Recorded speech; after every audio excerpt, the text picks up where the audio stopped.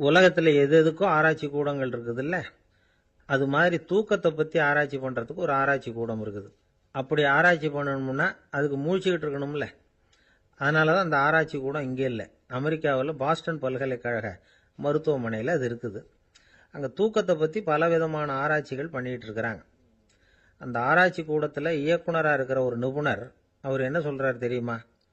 உங்களுக்கு தூக்கம் வரலையா, நீங்கள் நல்லா தூங்குறதுக்கு தாராளமாக சில யோசனைகளை என்னால் சொல்ல முடியும் அப்படிங்கிறார். யோசனை தானே, காசா பணமாக கேட்டு வச்சுக்கலாமே. உணவு, மனநிலை, தூங்கும் இடத்தோட சூழ்நிலை, படுக்கைக்கு செல்றப்போ உள்ள பழக்க வழக்கங்கள், இது காரணமாக ஒருத்தருக்கு தூக்கம் வராமல் போகலாம். தூக்கம் வராததுக்கு இதுதான் காரணம்னா அதையெல்லாம் சுலபமாக கட்டுப்படுத்தலாங்கிறார் அவர். தூக்கத்தை வரவழைக்கக்கூடிய ஒரு நல்ல மருந்து உடற்பயிற்சி. ஆனால் ஒன்று, படுக்க போகிற நேரத்தில் இது மாதிரி உடற்பயிற்சிகள் எல்லாம் செய்யக்கூடாது.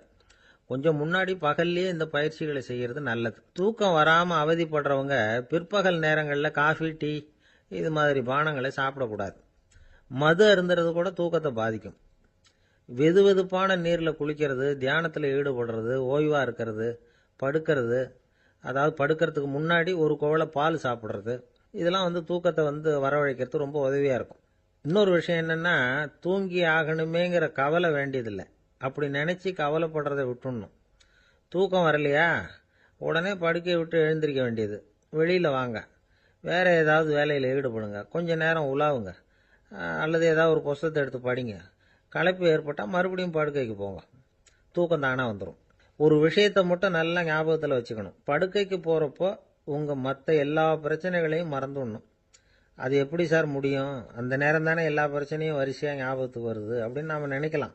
ஆனால் பழக்கத்தில் அதை நாம் மாற்றிக்க முடியும். கொஞ்சம் முயற்சி பண்ணணும், அவ்வளோதான். இது எல்லாமே ஆராய்ச்சி பண்ணி பார்த்துட்டு அந்த நிபுணர் சொல்கிற கருத்து தான். இன்னொரு விஷயமும் அவர் சொல்கிறார்.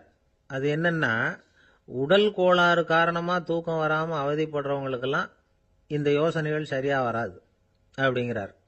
அதுக்கெல்லாம் மருத்துவ சிகிச்சை கொடுத்து தான் சரி பண்ணணும். சில பேருக்கு நடு ராத்திரியில் மூச்சு திணறல் ஏற்பட்டு தூக்கம் வராமல் போயிடும். ஊரெல்லாம் தூங்குறப்ப தான் மட்டும் தூங்காமல் மூழ்கிட்டு இருக்கிறது, ஊரெல்லாம் மூழ்கிட்டு இருக்கிறப்போ தான் மட்டும் தூங்குறது, இது மாதிரி கோளாறுகளால் சில பேர் பாதிக்கப்படலாம். காலு தசை முறுக்கிக்கிறதுனால சில பேருக்கு அடிக்கடி விழிப்பு வரலாம். மன அழற்சி காரணமாக சில பேருக்கு தூக்கம் வராது. இது மாதிரி கோளாறுகளுக்கெல்லாம் அதுக்கு தகுந்த மாதிரி சிகிச்சை கொடுத்து தான் சரி பண்ண வேண்டியிருக்கும். எந்த கோளாறும் இல்லாமல் தூக்கம் வரலைன்னா ஆரம்பத்தில் சொன்ன முறைகளை கடைபிடிச்சு பார்க்கலாம். தூக்கம் வந்ததுன்னா யோசனை சொன்ன அந்த நிபுணருக்கு நன்றி சொல்லலாம். ஒருத்தர், ஏன் சார் பஸ்ஸில் தூங்குறது கெட்ட பழக்கமானு கேட்டார். இல்லையே, நான் கூட பஸ்ஸில் போகிறப்ப தூங்கிட்டு தானே போவேன் அப்படின்னார் இன்னொருத்தர். அப்புறம் ஏன் என்ன டிரைவர் வேலை வேணாம்னு வீட்டுக்கு அனுப்பி வச்சுட்டாங்க அப்படின்னாராம் அவர். ஒரு வயசான அம்மா தெரு வழியாக போயிட்டு இருந்தாங்க. அவங்க கையில் எண்ணத்தையோ வச்சுக்கிட்டு அதை அடிக்கடி பார்த்துக்கிட்டே இருந்தாங்க. ஒருத்தன் மெதுவாக அவங்கக்கிட்ட போய் கையில் இருக்கிறது என்ன அப்படின்னு எட்டி பார்த்தா அவங்க கையில் 4 பல் இருந்துதான். இவன் ஆச்சரியமாக அந்த அம்மாவை பார்த்தான். ஏம்மா, உனக்கு என்ன பைத்தியமா, ஏது இந்த பல்லு, இதை என்னத்துக்காக கையில் வச்சுக்கிட்டு அலைஞ்சிக்கிட்டு இருக்கிற அப்படின்னு கேட்டிருக்கான். அதுக்கு அந்த அம்மா விவரம் சொல்ல ஆரம்பித்தாங்களாம். இதை பாருப்பா, எனக்கு ஒரு மகன் இருந்தான், அவனை ரொம்ப செல்லமாக வளர்த்தேன். அவனை தரையிலேயே நடக்க விடுறதில்ல, எப்பவும் தூக்கி வச்சுக்கிட்டு இருப்பேன். அவன் நல்லா பெரியவனாகி பள்ளிக்கூடம் போகிறப்ப கூட அவன் புஸ்தக மூட்டையை நான் தான் சுமந்துக்கிட்டு போவேன். பார்க்குறவங்க கூட கேலி பண்ணுவாங்க, ஏம்மா படிக்க போகிறது நீயா உன் பிள்ளையான்னு கேட்பாங்க. அவன் இன்னைக்கு எவ்வளவோ பெரிய மனுஷன் ஆயிட்டான், வெளிநாட்டில் பெரிய உத்தியோகத்தில் இருக்கான். சமீபத்தில் இங்கே வந்துட்டு போனான். ஒரு நாள் ஏதோ கோபத்தில் என்ன அரைஞ்சுட்டான். அப்போ இந்த 4 பல்லும் கீழே விழுந்துட்டுது. இன்னமும் கூட விழுந்திருக்கும், ஆனால் பல்லு தான் இல்லை. என் புள்ள அரைஞ்சதுனால விழுந்த பல்லு இல்லையா அது, அதனால் இதை எப்பவும் என் கையிலேயே வச்சுக்கிட்டு ஆசையோடு பார்த்துக்கிட்டு இருக்கிறேன். அவன் தான் வெளிநாட்டுக்கு போட்டான், அவனை பார்க்க முடியாத ஏக்கத்தை நான் இந்த பல்லை பார்த்து போக்கிக்கிறேன் அப்படின்னு நாங்களாம் அந்த அம்மா. இந்த கதை எதுக்காகன்னா, தாய் அன்பு அப்படிங்கிறது எப்படிப்பட்டதுங்கிறத புரிஞ்சுக்கிறதுக்காக. கல்யாணம் ஆனதுக்கு அப்புறம் தாயை மறந்து விடுறவங்க எத்தனை பேர் இந்த உலகத்தில், அவங்க காதில் விழணுங்கிறதுக்காக தான் இந்த தகவல். ஆனால் ஒரு விஷயம் மட்டும் நல்லா புரிஞ்சுக்கணும், தாயை மதிக்க தெரிஞ்சவங்க தான் இன்றைக்கி வாழ்க்கையில் எல்லா விதத்துலேயும் முன்னுக்கு வந்திருக்கிறாங்க. வேணும்னா விசாரித்து பார்த்துக்குங்க. இன்னொரு அம்மா இருந்தாங்க. அவங்க தினமும் ஒரு கோயிலுக்கு வருவாங்க. சாமியை பார்த்து, கடவுளே நான் இறந்து போனால் நரகத்துக்கு போகணும் அப்படின்னு வேண்டிக்குவாங்களாம். எல்லாரும் சொர்க்கத்துக்கு போகணும்னு தானே கடவுள்கிட்ட வேண்டிக்குவாங்க. இந்த அம்மா தினம் நான் நரகத்துக்கு போகணும் அப்படின்னு வேண்டிக்கிறாங்க. அங்கே இருந்த அர்ச்சகருக்கு இது சந்தேகம். ஒரு நாள் அதை நேரடியாகவே அவங்கக்கிட்ட கேட்டுவிட்டார். அதுக்கு அந்த அம்மா பதில் சொன்னாங்களாம், ஐயா, எனக்கு கல்யாணம் ஆகி ரொம்ப நாள் வரைக்கும் குழந்தை பாக்கியம் இல்லாமல் இருந்தது. கோயில் குளம் எல்லாம் சுற்றி வந்தேன். ரொம்ப நாள் கழித்து ஒரு குழந்தை பிறந்தது, ஆண் குழந்தை. அவனை நான் ரொம்ப செல்லம் கொடுத்து வளர்த்தேன். அதோட விளைவு என்ன ஆச்சுன்னா, அவன் ரொம்ப மோசமாக ஆயிட்டான். கெட்ட பழக்க வழக்கம்லாம் கற்றுக்கிட்டான். அவன் இறந்து போனால் நிச்சயம் அவனுக்கு நரகம்தான் கிடைக்கும். அந்த அளவுக்கு கெட்டவன் அவன். அப்படிப்பட்ட காரியங்கள்லாம் பண்ணிகிட்டு இருக்கான், எனக்கு தெரியும். இவனுக்காக நரகத்தில் கூட யாரும் தயவு காட்ட மாட்டாங்க, தாட்சண்யம் காட்ட மாட்டாங்க. அதனால் இவனுக்கு முந்தி நான் இறந்து நரகத்துக்கு போயிட்டா அங்கே இவனை கவனிச்சிக்கலாமே, இவனுக்கு பணிவிடை செய்யலாமேன்னு பார்க்குறேன் அப்படின்னு நாங்களாம். அதனால தான் நான் நரகத்துக்கு போகணும்னு தினம் ஆண்டவனை வேண்டிகிட்டு இருக்கிறேன் அப்படின்னு கண்கலங்கி அந்த அம்மா சொன்னாங்களாம். அதுதான் தாய் உள்ளம்ங்கிறது. தாயின் பெருமையை சரியாக உணர்ந்துட்டா அவங்களுக்கு எப்பவும் எந்த கஷ்டமும் வராது. இது ஏதோ உபதேசத்துக்காக சொல்கிற வார்த்தை இல்லை, உண்மையான வார்த்தை. இந்த விவரத்தையெல்லாம் நண்பர் ஒருத்தர்கிட்ட சொல்லிக்கிட்டு இருந்தேன். அவர் கொஞ்ச நாள் கழித்து என்னை தேடி வந்தார். அவர் கையிலேயும் 4 பல்லு வச்சுருந்தார். என்னங்க ஆச்சு, ஏதுங்க இந்த பல்லு அப்படின்னு விசாரித்தோம். உங்கள் உபதேசத்தை கேட்டுவிட்டு இந்த உலகத்தில் எல்லாரையும் தாயாக நினைக்க ஆரம்பிச்சிட்டேன்.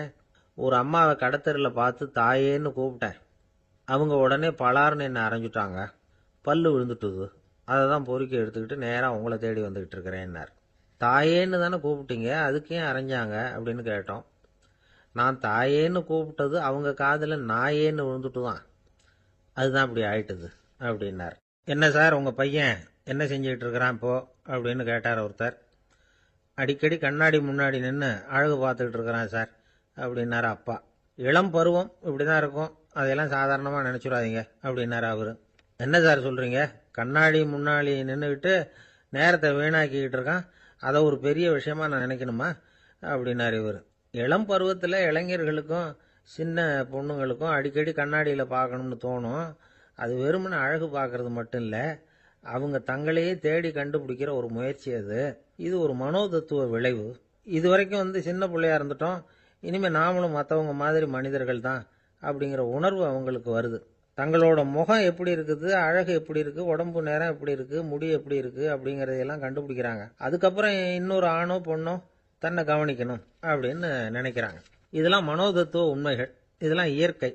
இதை பார்த்துட்டு பெற்றவங்க பிள்ளைங்க கெட்டு போட்டாங்க அப்படின்னு நினைக்கக்கூடாது, அவங்கள திட்டிக்கிட்டே இருக்கக்கூடாது. இன்னைக்கு பல குடும்பங்களில் இதுதான் நடந்துகிட்டு இருக்குது. மனுஷ வாழ்க்கையிலேயே இப்படியும் இல்லாத அப்படியும் இல்லாத ஒரு பருவம் இளம் பருவம். 13லேருந்து 19 வயசுக்கு உட்பட்ட ஆண்கள் பெண்கள் இந்த வகையை சேர்ந்தவங்க, டீனேஜ் குரூப். இவங்கள சின்னவங்கன்னு நினச்சிட முடியாது, பெரியவங்கன்னு நினச்சிட முடியாது. இவங்க ரொம்ப சென்சிட்டிவ். சமூகம் நினச்சா இவங்களை நல்லவங்களாகவும் ஆக்கலாம், கெட்டவங்களாகவும் ஆக்கலாம். கொஞ்சம் அக்கறை எடுத்துக்கிட்டால் பெரிய பெரிய மேதைகளையும் விஞ்ஞானிகளையும் உருவாக்கலாம். ஆனால் நடக்கிறது என்ன தெரியுமா, அநேகமாக இவங்களை யாருமே சரியாக புரிஞ்சுக்கிறது இல்லை, இவங்களை சரியாக நடத்துறதும் இல்லை. இது வரைக்கும் நாம் சொல்கிறத கேட்டுக்கிட்டு இருந்தான், இப்போல்லாம் அவன் இஷ்டத்துக்கு நடக்க ஆரம்பிச்சுட்டான் அப்படின்னு வருத்தப்படுற பெற்றோர்கள் அதிகம். இது வருத்தப்படுற விஷயம் இல்லை, சந்தோஷப்பட வேண்டிய விஷயம். உங்கள் புள்ள சொந்தமாக யோசிக்க ஆரம்பிக்கிறதும் நடந்துக்க ஆரம்பிக்கிறதும் ஒரு தப்பான விஷயமா? அவன் கடைசி வரைக்கும் உங்கள் பேச்சையே கேட்டுக்கிட்டு இருக்கணுங்கிறது என்ன நியாயம்? இன்னைக்கு இளைஞர்களை பெரியவங்க தப்பாக புரிஞ்சுக்கிட்டு தவறாக நடத்துறதுனால தான் அவங்களுக்கு வெறுப்பு, எரிச்சல், மனக்கசப்பு எல்லாம் உண்டாகுது. பெற்றவங்க சரியாக மதிக்கிறது இல்லை அப்படிங்கிற ஒரே காரணத்தினாலேயே வீணா போகிற பிள்ளைங்க இன்னைக்கு அதிகம். சரி, பெற்றவங்களுக்கு இன்னைக்கு என்னதான் புத்தி சொல்ல வர்றீங்க அப்படின்னு கேட்குறீங்களா? நாம் எதையும் சொல்ல வரல, ஆனால் அது சம்பந்தமான சில நிபுணர்கள் சொல்லியிருக்கிறத உங்கள் காதில் போட்டு வைக்கலாம். அது என்னன்னா, பிள்ளைங்க கிட்ட அன்பு செலுத்துங்க. குழந்தையா இருந்தப்போ எவ்வளவு பாசமாக இருந்தீங்க, வளர வளர அதை ஏன் குறைச்சிக்கிறீங்க? பெற்றவங்களின் அன்பான வார்த்தைகளுக்கு ஏங்குறவங்க தான் இன்றைய இளைஞர்கள்.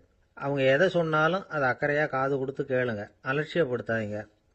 அவங்க விரும்புறது உங்ககிட்ட இருந்து ஒரு மதிப்பு, மரியாதை, அங்கீகாரம், இவ்வளவுதான். அவங்க அவங்களாவே முடிவுகள் எடுக்கட்டும், அதுக்கு நீங்கள் உதவியா இருங்க, அது போதும். மற்றவங்க முன்னாடி, முக்கியமாக அவங்க நண்பர்கள் முன்னாடி அவங்கள பற்றி மட்டமாக பேசாதீங்க. அவங்கக்கிட்ட பொய் சொல்லக்கூடாது. நீங்கள் சொன்னது பொய்ன்னு தெரிஞ்சு போச்சுன்னா உங்கள் பேரில் அவங்களுக்கு இருக்கிற மதிப்பு போயிடும், நம்பிக்கை போயிடும். அவங்களுக்கு முன்னாடி நீங்கள் சண்டை போடக்கூடாது. உங்கள் பிள்ளைய எப்பவும் இன்னொரு பிள்ளையோட ஒப்பிட்டு பேசுகிற வேலையே வேணாம். கூட பிறந்த மற்றவங்களோட கூட ஒப்பிடக்கூடாது. இப்படி செஞ்சால் அவன் உங்ககிட்டையும் பிரியமாக இருக்க மாட்டான், அவங்ககிட்டையும் பிரியமாக இருக்க மாட்டான். புள்ள எங்கே போகிறான், என்ன பண்ணுறான் அப்படின்னுலாம் துப்பறிஞ்சிக்கிட்டு இருக்கக்கூடாது. இளைஞர்கள் வந்து தனிமையை விரும்புகிறவங்க. அவங்கள வந்து பெட்டியில் வச்சு மூடி பாதுகாக்கணும்னு நினைக்கக்கூடாது. அவங்கள எப்படி பாதுகாக்கிறது அப்படிங்கிறது அவங்களுக்கே தெரியும். உங்கள் புள்ள எப்படி நடந்துக்கணும்னு நீங்கள் எதிர்பார்க்குறீங்களோ அது மாதிரி நீங்கள் நடந்து காட்டுங்க, அது போதும். ஒரு வீட்டில் அப்பாவும் அம்மாவும் பேசிகிட்டு இருக்கிறாங்க. என்னங்க, நம்ம பொண்ணு பெரியவளாயிட்டா, அடிக்கடி கண்ணாடி முன்னாடி போய் நின்றுக்கிட்டு இருக்கிறா, சீக்கிரமாக ஒரு பையனை பார்த்து கல்யாணத்தை முடிக்காமல் இப்படி மசன்னு கல் மாதிரி உட்காந்துருக்குறீங்களே அப்படின்னு சத்தம் போட்டாங்க அந்த அம்மா. அவசரப்படாத, பார்க்கறதுக்கு கண்ணுக்கு அழகா லட்சணமா புத்திசாலியா ஒரு பையன் கிடைக்க வேணாமா, அதுதான் பார்த்துக்கிட்டு இருக்கிறேன் அப்படின்னார் அப்பா. இதுக்கு அந்த அம்மா சொல்றாங்க, எங்க அப்பா இப்படியெல்லாம் நினைச்சுக்கிட்டு இருந்திருந்தா எனக்கு கல்யாணமே ஆயிருக்காது தெரியுமா அப்படின்னாங்களாம். திபேத் நாட்டில் புத்த மடாலயங்கள் நிறைய உண்டு. அதுக்கு ஒரு தலைமையகமும் உண்டு. அது வந்து இந்த திபேத் தலைநகரம் லாசாவில் இருக்குது. ரொம்ப காலத்துக்கு அப்பால் அதை பற்றிலாம் நிறைய விவரங்கள் எழுதி வச்சிருக்கிறாங்க. அது இப்போவும் நமக்கு கிடைக்குது. அதாவது ரொம்ப தூரத்துக்கு அந்தாண்ட மலைகளுக்கு நடுவில் ஒரு கிளை மடாலயம். அந்த மடத்தின் தலைவருக்கு வயசாயிட்டு தான். அதனால் தலைமை பொறுப்பை வந்து வேற ஒருத்தர்கிட்ட ஒப்படைக்கலாம் அப்படின்னு முடிவு பண்ணாராம். உடனே ஒரு லாமாவை கூப்பிட்டார். அவர் மூலமாக தலைமை மடாலயத்துக்கு செய்தி அனுப்புனார், பொருத்தமான வாரிசு ஒருத்தரை அனுப்பி வைக்கும்படியாக. அந்த வாலிப லாமா புறப்பட்டார். காடு மேடெல்லாம் நடந்து போகிறார். ரொம்ப நாள் கழித்து தலைமை பீடத்தை அடைஞ்சார். தலைமை குரு கிட்ட விவரத்தை சொன்னார். தகுதியான ஒருத்தரை அனுப்பி வச்சா அழைச்சிட்டு போகிறேன் அப்படின்னார். சரி, நாளைக்கு காலையில் நீங்கள் அவங்க எல்லாரையும் அழைச்சிட்டு போகலாம்னார் அவர். அவங்க எல்லாரையுமா? அங்கே தேவைப்படுறது ஒருத்தர் தானே அப்படின்னார் இவர். ஆமான்னார். அப்புறம் ஏன் எல்லாரையும் அழைச்சிட்டு போக சொல்கிறீங்கன்னார். அது இப்போ உனக்கு புரியாது. நான் ஒரு 100 பிக்குகளை அனுப்புகிறேன், அதாவது பிட்சுகளை. அவ்வளவு பேரையும் அங்கே வச்சு சமாளிக்க முடியாது அப்படின்னார் இவர். இருந்தாலும் இப்போ அந்த தலைமை குரு என்ன சொன்னார்னா, அதை பற்றி கவலைப்படாத, நான் வந்து 100 பேரை அனுப்புகிறேன். அதில் 99 பேர் வழியிலேயே காணாமல் போடுவாங்க, ஒருத்தன் மட்டும்தான் வருவான். அவனும் அங்கே வந்து சேர்ந்துட்டானா நீ ரொம்ப கொடுத்து வச்சவன் அப்படின்னார். இவருக்கு ஒன்றும் புரியல. இருந்தாலும் மறுநாள் அந்த வாலிப லாமா 100 பேரை அழைச்சிட்டு புறப்பட்டார். போகிற வழியிலேயே பல பேர் அங்கங்கே பிச்சுக்கிட்டு போட்டாங்க. அவர் சொன்னது மாதிரியே. வழியில் அவங்க ஊர்கள் இருந்தது தான் காரணம். அப்பா அம்மாவை பார்த்துட்டு வரேன் அப்படின்னு கொஞ்சம் பேர் போனாங்க. சொந்த பந்தத்தை பார்த்துட்டு வரேன் அப்படின்னு கொஞ்சம் பேர். ஒரு வாரம் ஆச்சு. இப்போ மிஞ்சினது 10 பேர் தான். வழியில் ஒரு நகரம். அங்கே சில பிட்சுக்கள் வந்து சந்தித்தாங்க. எங்கள் மடத்து தலைவர் இறந்துட்டார், உங்களில் யாராவது ஒருத்தர் எங்களுக்கு தலைவராக முடியுமா அப்படின்னு கேட்டாங்க. 10 பேரும் தயார். அதில் ஒருத்தரை அழைச்சிட்டு அவங்க போயிட்டாங்க. இன்னொரு ஊரில் சில பேர் வந்தாங்க, வழி மறிச்சாங்க. நில்லுங்க, எங்கள் மன்னர் மகளுக்கு திருமணம், அதை நடத்தி வைக்க 3 லாமாக்கள் தேவை அப்படின்னாங்க. இப்படி கொஞ்சம் கொஞ்சமாக எல்லாரும் காலி. கடைசியில் 2 பேரும் மிஞ்சினாங்க. அங்கே ஒரு இளம்பெண் எதிரில் வந்தா. எங்கள் அப்பா வேட்டைக்கு போயிருக்கிறாரு, இன்னும் திரும்பி வரல, வீட்டில் வேறு யாரும் இல்லை, தனியாக இருக்க பயமாக இருக்குது, யாராவது ஒருத்தர் எனக்கு துணையாக இருக்கணும் அப்படின்னு கேட்டுக்கிட்டா. எங்கள் 2 பேரில் நீயே ஒருத்தரை தேர்ந்தெடுத்துக்கோ, இல்லைன்னா எங்களுக்குள்ளே சண்டை வந்துடும் அப்படின்னாங்க. இப்போ மிஞ்சினவர் ஒருத்தர். அவருக்கும் ஒரு சோதனை வந்தது. ஒரு தர்க்கவாதி எதிரில் வந்தால் உன்னோட வாதம் பண்ணணும்னா, இவனோட வாதம் பண்ணுறேன், அது முடிய ரொம்ப காலம் ஆகலாம், தர்க்கத்தில் நான் ஜெயிச்சா அங்கே வரேன், இல்லைன்னா இவருடைய சீடனை ஆயிடுவேன் அப்படின்னார் அவர். கடைசியாக அழைக்க வந்த வாலிபலாமா மட்டும் வெறும் கையோடு திரும்பி போனார். அங்கே இருந்த வயசான மடாதிபதி கேட்டார், எத்தனை பேர் அங்கேருந்து புறப்பட்டீங்கன்னார். என்னையும் சேர்த்து 101ன்னார் அவர். நல்லது, நீயாவது திரும்பி வந்திய, அதுதான் எனக்கு போதும். ஏன்னா நீ தான் எனக்கு உண்மையான வாரிசு. அந்த 100 பேரில் யாரும் வரமாட்டாங்க அப்படின்னார் அவர். ஏன்னா அவருக்கு தெரியும் இவர் ஒருத்தர் தான் திரும்பி வருவாருங்கிறது. திபேத்தில் ஒரு பழங்கால பழமொழி உண்டாம், 100 பேர் செல்லலாம், எப்பொழுதாவது ஒருவன் அபூர்வமாக அடைய வேண்டிய இடத்தை அடைவான். இதுதான் அந்த பழமொழி. ஒரு உன்னதமான இலக்கை அடையணும்னா அது அவ்வளவு சுலபமான காரியம் இல்லை.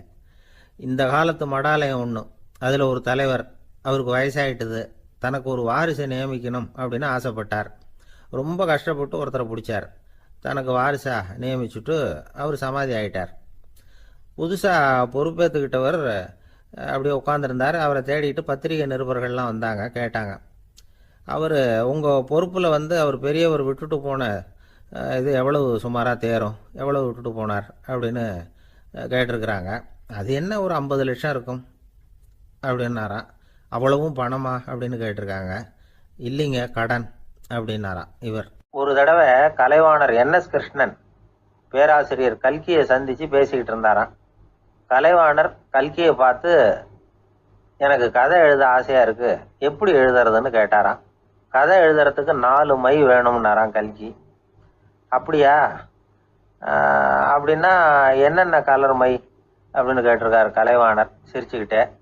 நான் சொன்னது கலர் மை இல்லை, அது வேற மை. அதாவது கதை எழுதுறதுக்கு தேவைப்படுகிற 4 மை எதுன்னா, 1 திறமை, 2 பேணாமை, 3வது தனிமை, 4வது பொறுமை அப்படின்னாராம். உடனே கலைவாணர், உங்கள் யோசனை அருமை அப்படின்னாராம். அதுதான் கலைவாணர். பொதுவாக எழுத்தாளர்கள் எழுதுகிற மாதிரி நடந்துக்கிறது இல்லை. ஆனால் கலைவாணர் என்ன சொல்லுவாரோ அதே மாதிரி நடந்துக்குவார். எல்லாருக்கும் எல்லாம் கிடைக்கணுங்கிற கருத்தை சினிமா படங்களில் வலியுறுத்துவார். அதே மாதிரி நடைமுறை வாழ்க்கையிலேயே எல்லாருக்கும் எல்லாமும் கொடுப்பார். பணம், பதவி, புகழ் இப்படி எதுவுமே இல்லாத ஒரு சாதாரண மனுஷனாக இருந்தால் கூட இவர் மனுஷனுக்கு கொடுக்குற மரியாதையில் கொஞ்சமும் குறைச்சல் இருக்காது. இந்த குணம் சாதாரணமாக எல்லாருக்கும் இருக்கிறது இல்லை. அவர் சினிமா தியேட்டருக்கு போய் சினிமா பார்க்கறது வழக்கம். அவர் வந்திருக்கிறாருங்கிறது தெரிஞ்சா போதும், வெளியில பிச்சைக்காரங்க வந்து கூடிடுவாங்க. இது அவருக்கு தெரியும். வெளியில நம்மளை நம்பி ஒரு கூட்டம் காத்துக்கிட்டு இருக்குமேன்னு நினைப்பார். உடனே ஒரு 100 ரூபா நோட்டை கொடுத்து சில்லறையா மாத்திட்டு வர சொல்லுவார். படம் முடிஞ்சு வெளியில வர்றப்போ சில்லறையோட வருவார். எல்லாருக்கிட்டையும் கொடுத்துருவார். ஏன்னா எல்லாரும் தேடிட்டு வருவாங்க அவரை. என்ன எல்லாரும் சௌக்கியமா இருக்கிறீங்களா அப்படின்னு பிரியமா விசாரிப்பார். ஏதோ ரொம்ப நெருங்கின சொந்தக்காரங்களை விசாரிக்கிறது மாதிரி விசாரிப்பார். தன்கிட்ட இருக்கிற சில்லறையை எல்லாருக்கும் சமமாக பிரித்து கொடுத்துட்டு தான் அங்கேருந்து புறப்படுவார். ஒரு நாள் அது மாதிரி புறப்படுற சமயத்தில் ஒரு சின்ன பையனுக்கு சில்லறை எதுவும் கிடைக்கல கொடுக்கறதுக்கு. இது கலைவாணருக்கு தெரியாது. காரில் ஏறி புறப்பட்டு போயிட்டார். அந்த பையன் காரை பிடிச்சிக்கிட்டு பின்னாடியே ஓடியாந்துருக்கிறான். ஐயா, நீங்களே இல்லைன்னு சொன்னால் நான் என்ன பண்ணுறது, இன்னைக்கு பட்னி தான், அம்மாவுக்கு வேற உடம்பு சரியில்லை அப்படின்னு கத்திக்கிட்டே ஓடியாந்தானா. கலைவாணர் கவனிச்சுட்டார். உடனே காரை நிறுத்த சொன்னார். இறங்கினார். அந்த சின்ன பையனை கட்டி பிடிச்சிக்கிட்டு, என்னை மன்னிச்சுக்கப்பா, நான் கவனிக்காமல் வந்துட்டேன் அப்படின்னு சொல்லி அழ ஆரம்பிச்சுட்டாராம்.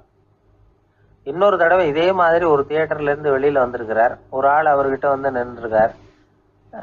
அவர் கொடுக்கறதுக்கு இவர்கிட்ட பணம் இல்லை. பணம் இல்லையாப்பா அப்படின்னாராம். உங்ககிட்டயே இல்லையா அப்படின்னாராம் அவர். கலைவாணருக்கு மனசு ரொம்ப சங்கடமாக போச்சு. உடனே புறப்பட்டு வீட்டுக்கு போனார். அங்கே இங்கே தேடி பார்த்து அங்கேருந்த கொஞ்சம் நெஞ்ச சில்லறையை எடுத்தார். காரு டிரைவரை கூப்பிட்டார். தியேட்டர் வாசலில் நின்றுக்கிட்டு இருந்த ஆசாமியோட அங்க அடையாளங்களை சொன்னார். காரை எடுத்துகிட்டு போய் அந்த ஆளை கண்டுபிடிச்சி இந்த காசை கொடுத்துட்டு வா அப்படின்னு அனுப்பி வச்சாராம். பிச்சை போடுறதுக்காக காரை அனுப்புனதாக வேற யாரை பற்றியாவது நீங்கள் கேள்விப்பட்டிருக்கிறீங்களா? அவர் ஒரு வித்தியாசமான மனிதர், வித்தியாசமான கலைஞர். கலைவாணரோட சகோதரர் கல்யாணம் நடந்தது. அதில் தியாகராஜ பாகவதர் கச்சேரி முடிஞ்ச உடனே அதில் சம்பந்தப்பட்ட கலைஞர்களுக்கெல்லாம் கலைவாணர் பரிசுகள் கொடுக்குறார். அந்த கச்சேரியில் கடம் வாசித்தவருக்கு மட்டும் மற்ற எல்லாருக்கும் கொடுத்ததை விட பெருசாக ஒரு வெள்ளிக்கோப்பையை பரிசாக கொடுத்தாராம். மற்றவங்களுக்கெல்லாம் சின்னதாக கொடுத்துட்டு கட வித்துவானுக்கு மட்டும் பெருசாக பரிசு கொடுக்குறீங்களே ஏன்னு கேட்டிருக்கிறாங்க. அதுக்கு கலைவாணர் விளக்கம் கொடுத்தாராம். இப்பெல்லாம் ரயிலில் கூட்டம் அதிகங்கிறது உங்களுக்கு எல்லாருக்கும் தெரியும். இந்த வித்வான் இவ்வளவு பெரிய மண்பானையை ரயிலில் ரொம்ப பத்திரமா உடையாம ரொம்ப தூரத்திலேருந்து கொண்டு வந்திருக்கிறாரே, அது என்ன சாமானியமான காரியமா? அவரோட அந்த சாமர்த்தியத்தை பாராட்டுறதுக்காக தான் அவருக்கு இவ்வளவு பெரிய பரிசு அப்படின்னாராம். இந்த உலகத்துல எத்தனை வகையான மனிதர்கள் இருக்கிறாங்க, ஒவ்வொரு மனிதனுமே ஒவ்வொரு வகை அப்படிங்கிறாங்க விஞ்ஞானிகள். மனிதர்களை 3 வகையா பிரிக்கலாம் அப்படின்னு சொல்றாங்க மெய்ஞானிகள். இவங்களை பற்றிலாம் ஏற்கனவே நாம் பேசியிருக்கிறோம். இப்போ டாக்டர் எட்வர்டு பேட்ச் அப்படிங்கிற நிபுணர் என்ன சொல்றாரு தெரியுமா? மனிதர்களை 7 வகையா பிரிக்கலாம்ங்கிறார். மனிதர்களின் மனநிலை அடிப்படையில் அவங்களை 7 விதமாக வகைப்படுத்துறார் அவர். சரி, அது என்ன 7 வகை? முதல் வகை என்னன்னா, பயந்த குணம் உள்ளவங்க. சார் ரொம்ப பயந்த சுபாவம், வீட்டில் கூட வாயே திறக்க மாட்டார், சாப்பிட போறப்ப மட்டும்தான் கொஞ்சம் வாயை திறப்பார், அப்புறம் மூடிக்குவார் அப்படின்னு சில பேரை பத்தி நாம பேசிக்கிறது உண்டு. இவங்கெல்லாம் இந்த வகை, அதாவது பயந்த குணம் உள்ளவர்கள் அப்படிங்கிற முதல் வகை. சரி, ரெண்டாவது வகை என்னன்னா சஞ்சலப்படுகிறவர்கள். எதுக்கு எடுத்தாலும் கலக்கம், குழப்பம், இப்படியே காலம் தள்ளிட்டு இருப்பாங்க. பல பேர் பார்த்துருப்பீங்க. அவங்கெல்லாம் இந்த வகை. மூணாவது வகை என்னன்னா யதார்த்த உலகை மறந்து கற்பனை உலகத்திலேயே மிதக்கிறவங்க. இளைஞர்கள், கவிஞர்கள், இப்படி பல பேர் இருக்கிறாங்க. எப்போ பார்த்தாலும் கற்பனை உலகத்திலேயே மிதந்துக்கிட்டு இருப்பாங்க. கிட்டத்தில் போய் என்னங்க ஒரு மாதிரியா இருக்கிறீங்க அப்படின்னு கேட்டு பாருங்க, அவங்களெல்லாம் ஏதோ ஒரு அற்ப புழுவை பார்க்கறது மாதிரி அவங்கள பார்ப்பாங்க. அதுவும் அந்த வானத்து நிலாவை பாருங்கள், அது என்னை வா வான்னு கூப்பிடுது, எனக்கு சீக்கிரத்தில் ஒரு நாள் சிறகுகள் முளைக்கும், சிறகடித்து வானத்தில் பறந்து போவேன், அந்த செல்ல நிலாவை கொஞ்சிவிட்டு வருவேன், இப்படிலாம் பேசிக்கிட்டு இருப்பாங்க. கொஞ்சிறது அப்புறம் இருக்கட்டும், இப்போ கஞ்சிக்கு வழியே பாருப்பா அப்படின்னா அதை காதில் வாங்க மாட்டாங்க. நாம ஏதோ இந்த உலகத்தை அனுபவிக்க தெரியாதவர்கள் மாதிரி நம்மளை அவங்க கவனிப்பாங்க. இப்படி ஒரு ரகம். நாலாவது வகை மனிதர்கள் எப்படின்னா, இவங்க தனிமை உணர்வு மிக்கவர்கள். இவங்க மற்றவங்களோட இயல்பா நெருங்கி பழகிறதில்ல. தான் உண்டு தன்னுடைய வேலை உண்டுன்னு இருந்துட்டு போறவங்க. அடுத்த வீட்டில் இருக்கிறவர் யார் அப்படின்னு கேட்டா கூட அடுத்த வீடுன்னு ஒன்று இருக்கா அப்படிங்கிறது மாதிரி நம்ம முகத்தை பார்ப்பாங்க. அவங்க கிட்ட மேற்கொண்டு நாம என்னத்தை பேச முடியும்? இப்படி ஒரு வகை. ஐந்தாவது வகை மனிதர்கள் எப்படின்னா, இவங்க மற்றவங்க செல்வாக்குக்கு உட்பட மறுப்பவர்கள். அடுத்தவங்களோட செல்வாக்குக்கு இவங்க ஆட்படுறதில்ல. நான் யார் தெரியுமான்னு கேட்டா அதை தெரிஞ்சுட்டு எனக்கு என்ன ஆக போகுதும்பாங்க. இவங்கெல்லாம் அந்த ரகம். ஆறாவது வகை மனிதர்கள் எப்பவும் எதுலேயும் பற்றில்லாம இருக்கிறவங்க. இது ஒரு துறவு மனப்பான்மை. இயல்பாகவே சில பேர் இப்படி உண்டு, அவங்களுக்கு எதுலேயும் ஒரு ஈடுபாடு இருக்காது. அப்படிப்பட்டவங்கெல்லாம் ஆறாவது வகை. ஏழாவது வகை மனிதர்கள் மற்றவங்க கவலையை தன்னுடையதா ஆக்கிக்கிட்டு கவலைப்படுறவங்க. இவங்கெல்லாம் மகாத்மாக்கள். தாம் வேறு அடுத்தவங்க வேறு அப்படிங்கிற எண்ணம் இவங்களுக்கு வர்றதில்லை. அதனால அடுத்தவங்களுக்கு ஒரு துன்பம் வந்ததுன்னா இவங்களால சும்மா இருக்க முடியறதில்ல. ஆக கூடி இப்படி 7 விதமான மனிதர்களை அடையாளம் காட்டுறார் அந்த நிபுணர். இதுல நாம எந்த வகையில வர்றோம் அப்படிங்கிறத நாம தான் அடையாளம் கண்டுபிடிக்கணும். எனக்கு தெரிஞ்ச ஒரு மனிதர் உண்டு. அவர் ஒரு வித்தியாசமான வகை. எதையும் நடைமுறை சாத்தியமா சிந்திக்கிறவர். எப்பவும் அடுத்தவங்களும் நல்லா இருக்கணும், நாமும் நல்லா இருக்கணும் அப்படின்னு ஆசைப்படுறவர். அவருக்கு ஒரு சமயம் திடீர்னு உடம்பு சுகம் இல்லாமல் போயிட்டுது. டாக்டர் கிட்ட போனார், பணம் கொடுத்தார், வைத்தியம் பார்த்துக்கிட்டார். அவர் எழுதி கொடுத்த மருந்து சீட்டை வாங்கினார்.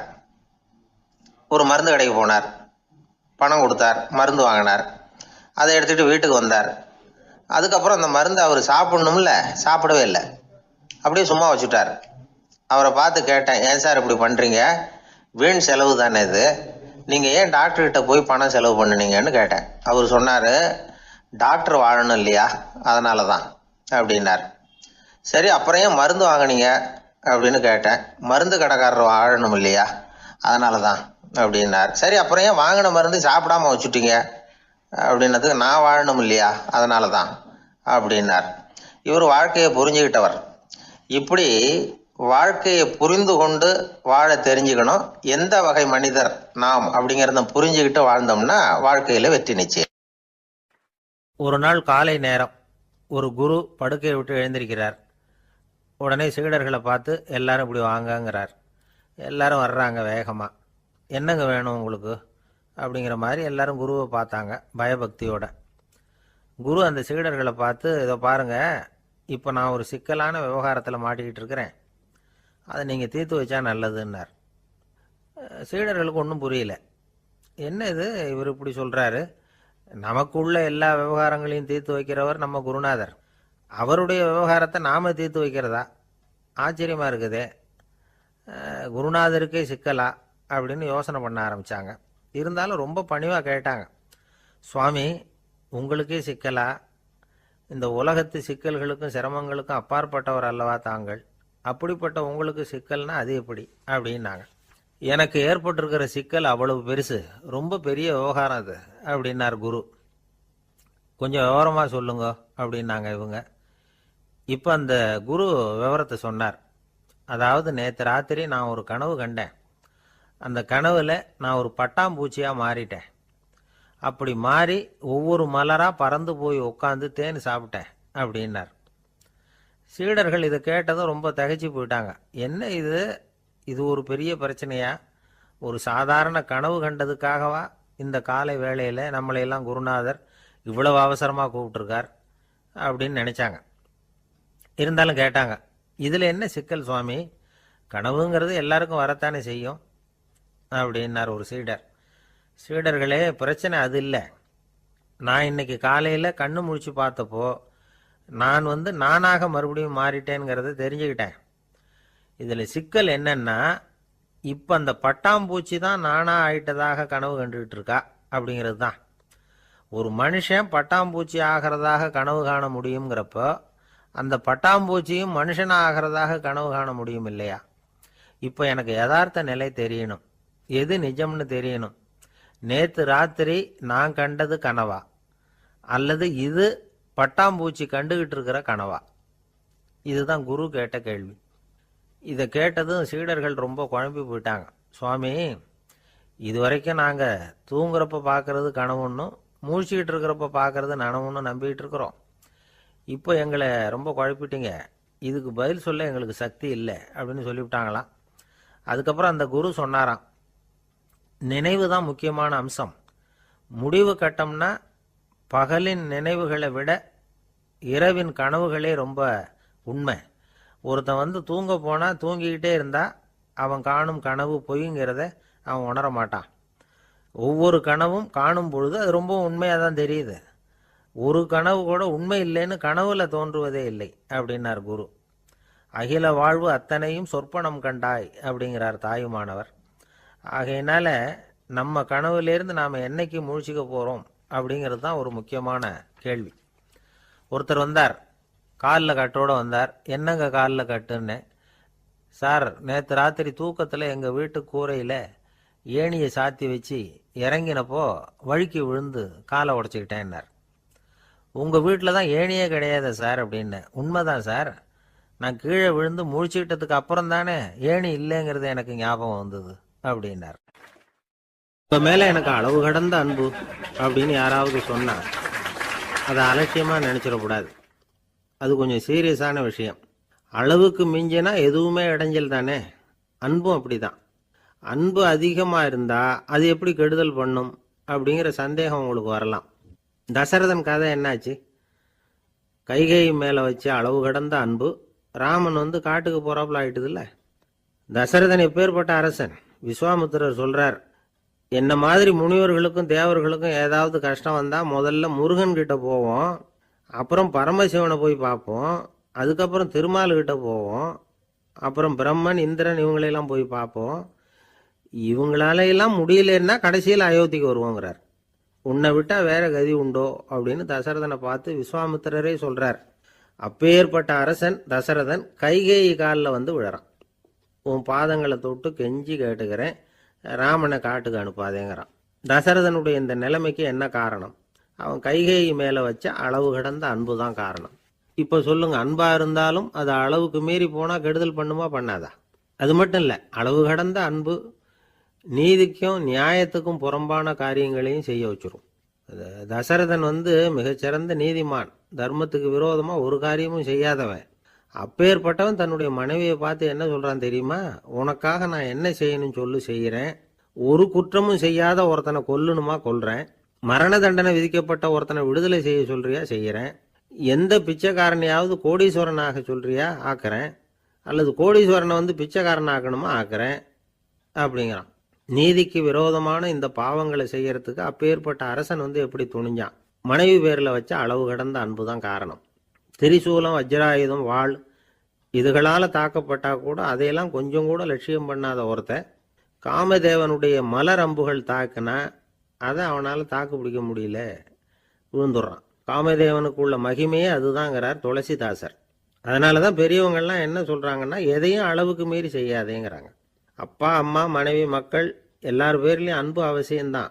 ஆனால் அந்த அன்பு அறிவுக்கு புறம்பாக இருக்கக்கூடாது, அளவுக்கு மீறி இருக்கக்கூடாது. அப்போ தான் வாழ்க்கை சுகமாக இருக்கும், இல்லைன்னா அவஸ்தை தான். அளவுக்கு மீறின அன்புங்கிறது புரியுது, அது சரி. அறிவுக்கு புறம்பான அன்புங்கிறது எப்படி? ஒரு தாய்க்கு ஜலதோஷம் அல்லது ஏதோ ஒரு தொற்று நோயின்னு வச்சுங்களேன். அந்த அம்மாவுக்கு தன்னுடைய குழந்தை பேரில் அளவு கடந்த அன்பு. தனக்கு நோய் இருக்கு, அது அடுத்தவங்களுக்கு தொற்றக்கூடியது அப்படின்னு தெரிஞ்சிருந்தோம் அன்பை காட்டுறதுக்காக அந்த குழந்தைக்கு முத்தம் கொடுக்குறேன்னு தூக்கி வச்சுக்கிட்டு கொஞ்சம் ஆரம்பிச்சதுன்னு வச்சுக்கோங்க, அது நல்லா இருக்குமா? இதுதான் அறிவுக்கு புறம்பான அன்புங்கிறது. அது மாதிரி விலங்குகள்கிட்ட அன்பாயிருன்னு சொல்கிறோம். அதுக்காக புலிக்கு முத்தம் கொடுக்க முடியுமா? அப்படி கொடுத்தா அது அறிவுக்கு புறம்பான அன்பு. அதனால் அன்பு கூட அறிவுபூர்வமாக இருக்கணும் அப்படிங்கிறத இன்னைக்கு தகவல் மூலமாக நாம் புரிஞ்சுக்கணும்.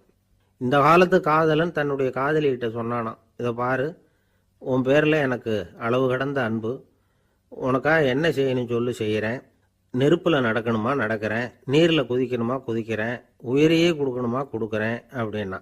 சரி, வர்ற ஞாயிற்றுக்கிழமை சாயந்தரம் 6 மணிக்கு இதே இடத்துக்கு வாங்க அப்படின்னுது அந்த பொண்ணு. இவன் கொஞ்சம் யோசனை பண்ணி பார்த்துட்டு, அன்னைக்கு மழை பெய்யாமல் இருந்தால் வந்துடுறேன் அப்படின்னானா. ஒரு காட்டில் ஒரு முனிவர் இருந்தார். ஒரு நாள் அவரை தேடிட்டு 4 பேர் வந்தாங்க.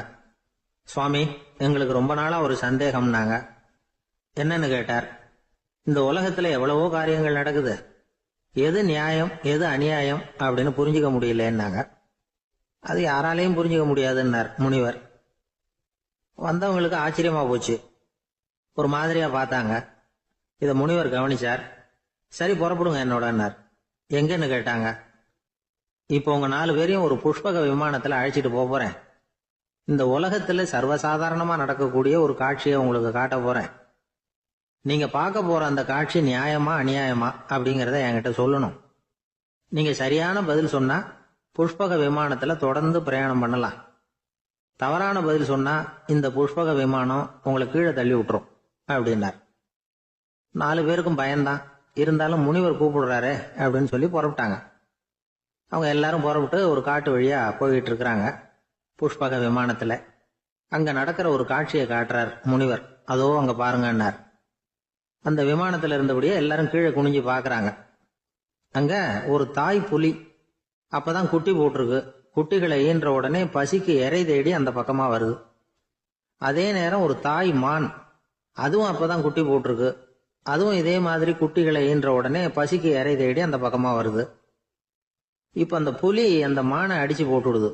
அதுவும் சாப்பிடுது, குட்டிகளுக்கும் கொடுக்குது. இப்போ அந்த புலி குட்டிகள் முகத்துல மகிழ்ச்சி, தாயை இழந்த அந்த மான் குட்டிகள் முகத்துல துக்கம். இப்போ அந்த முனிவர் 4 பேர்கிட்டையும் கேட்கிறார், நீங்க இங்க பாத்தீங்களே, இதுல எது நியாயம் எது அநியாயம்? ஒவ்வொருத்தரா சொல்லுங்க. உங்க பதில் சரியில்லைன்னா இந்த விமானம் உங்களை கீழே தள்ளி விட்டுரும். சொல்லுங்க பார்க்கலாம்னார்.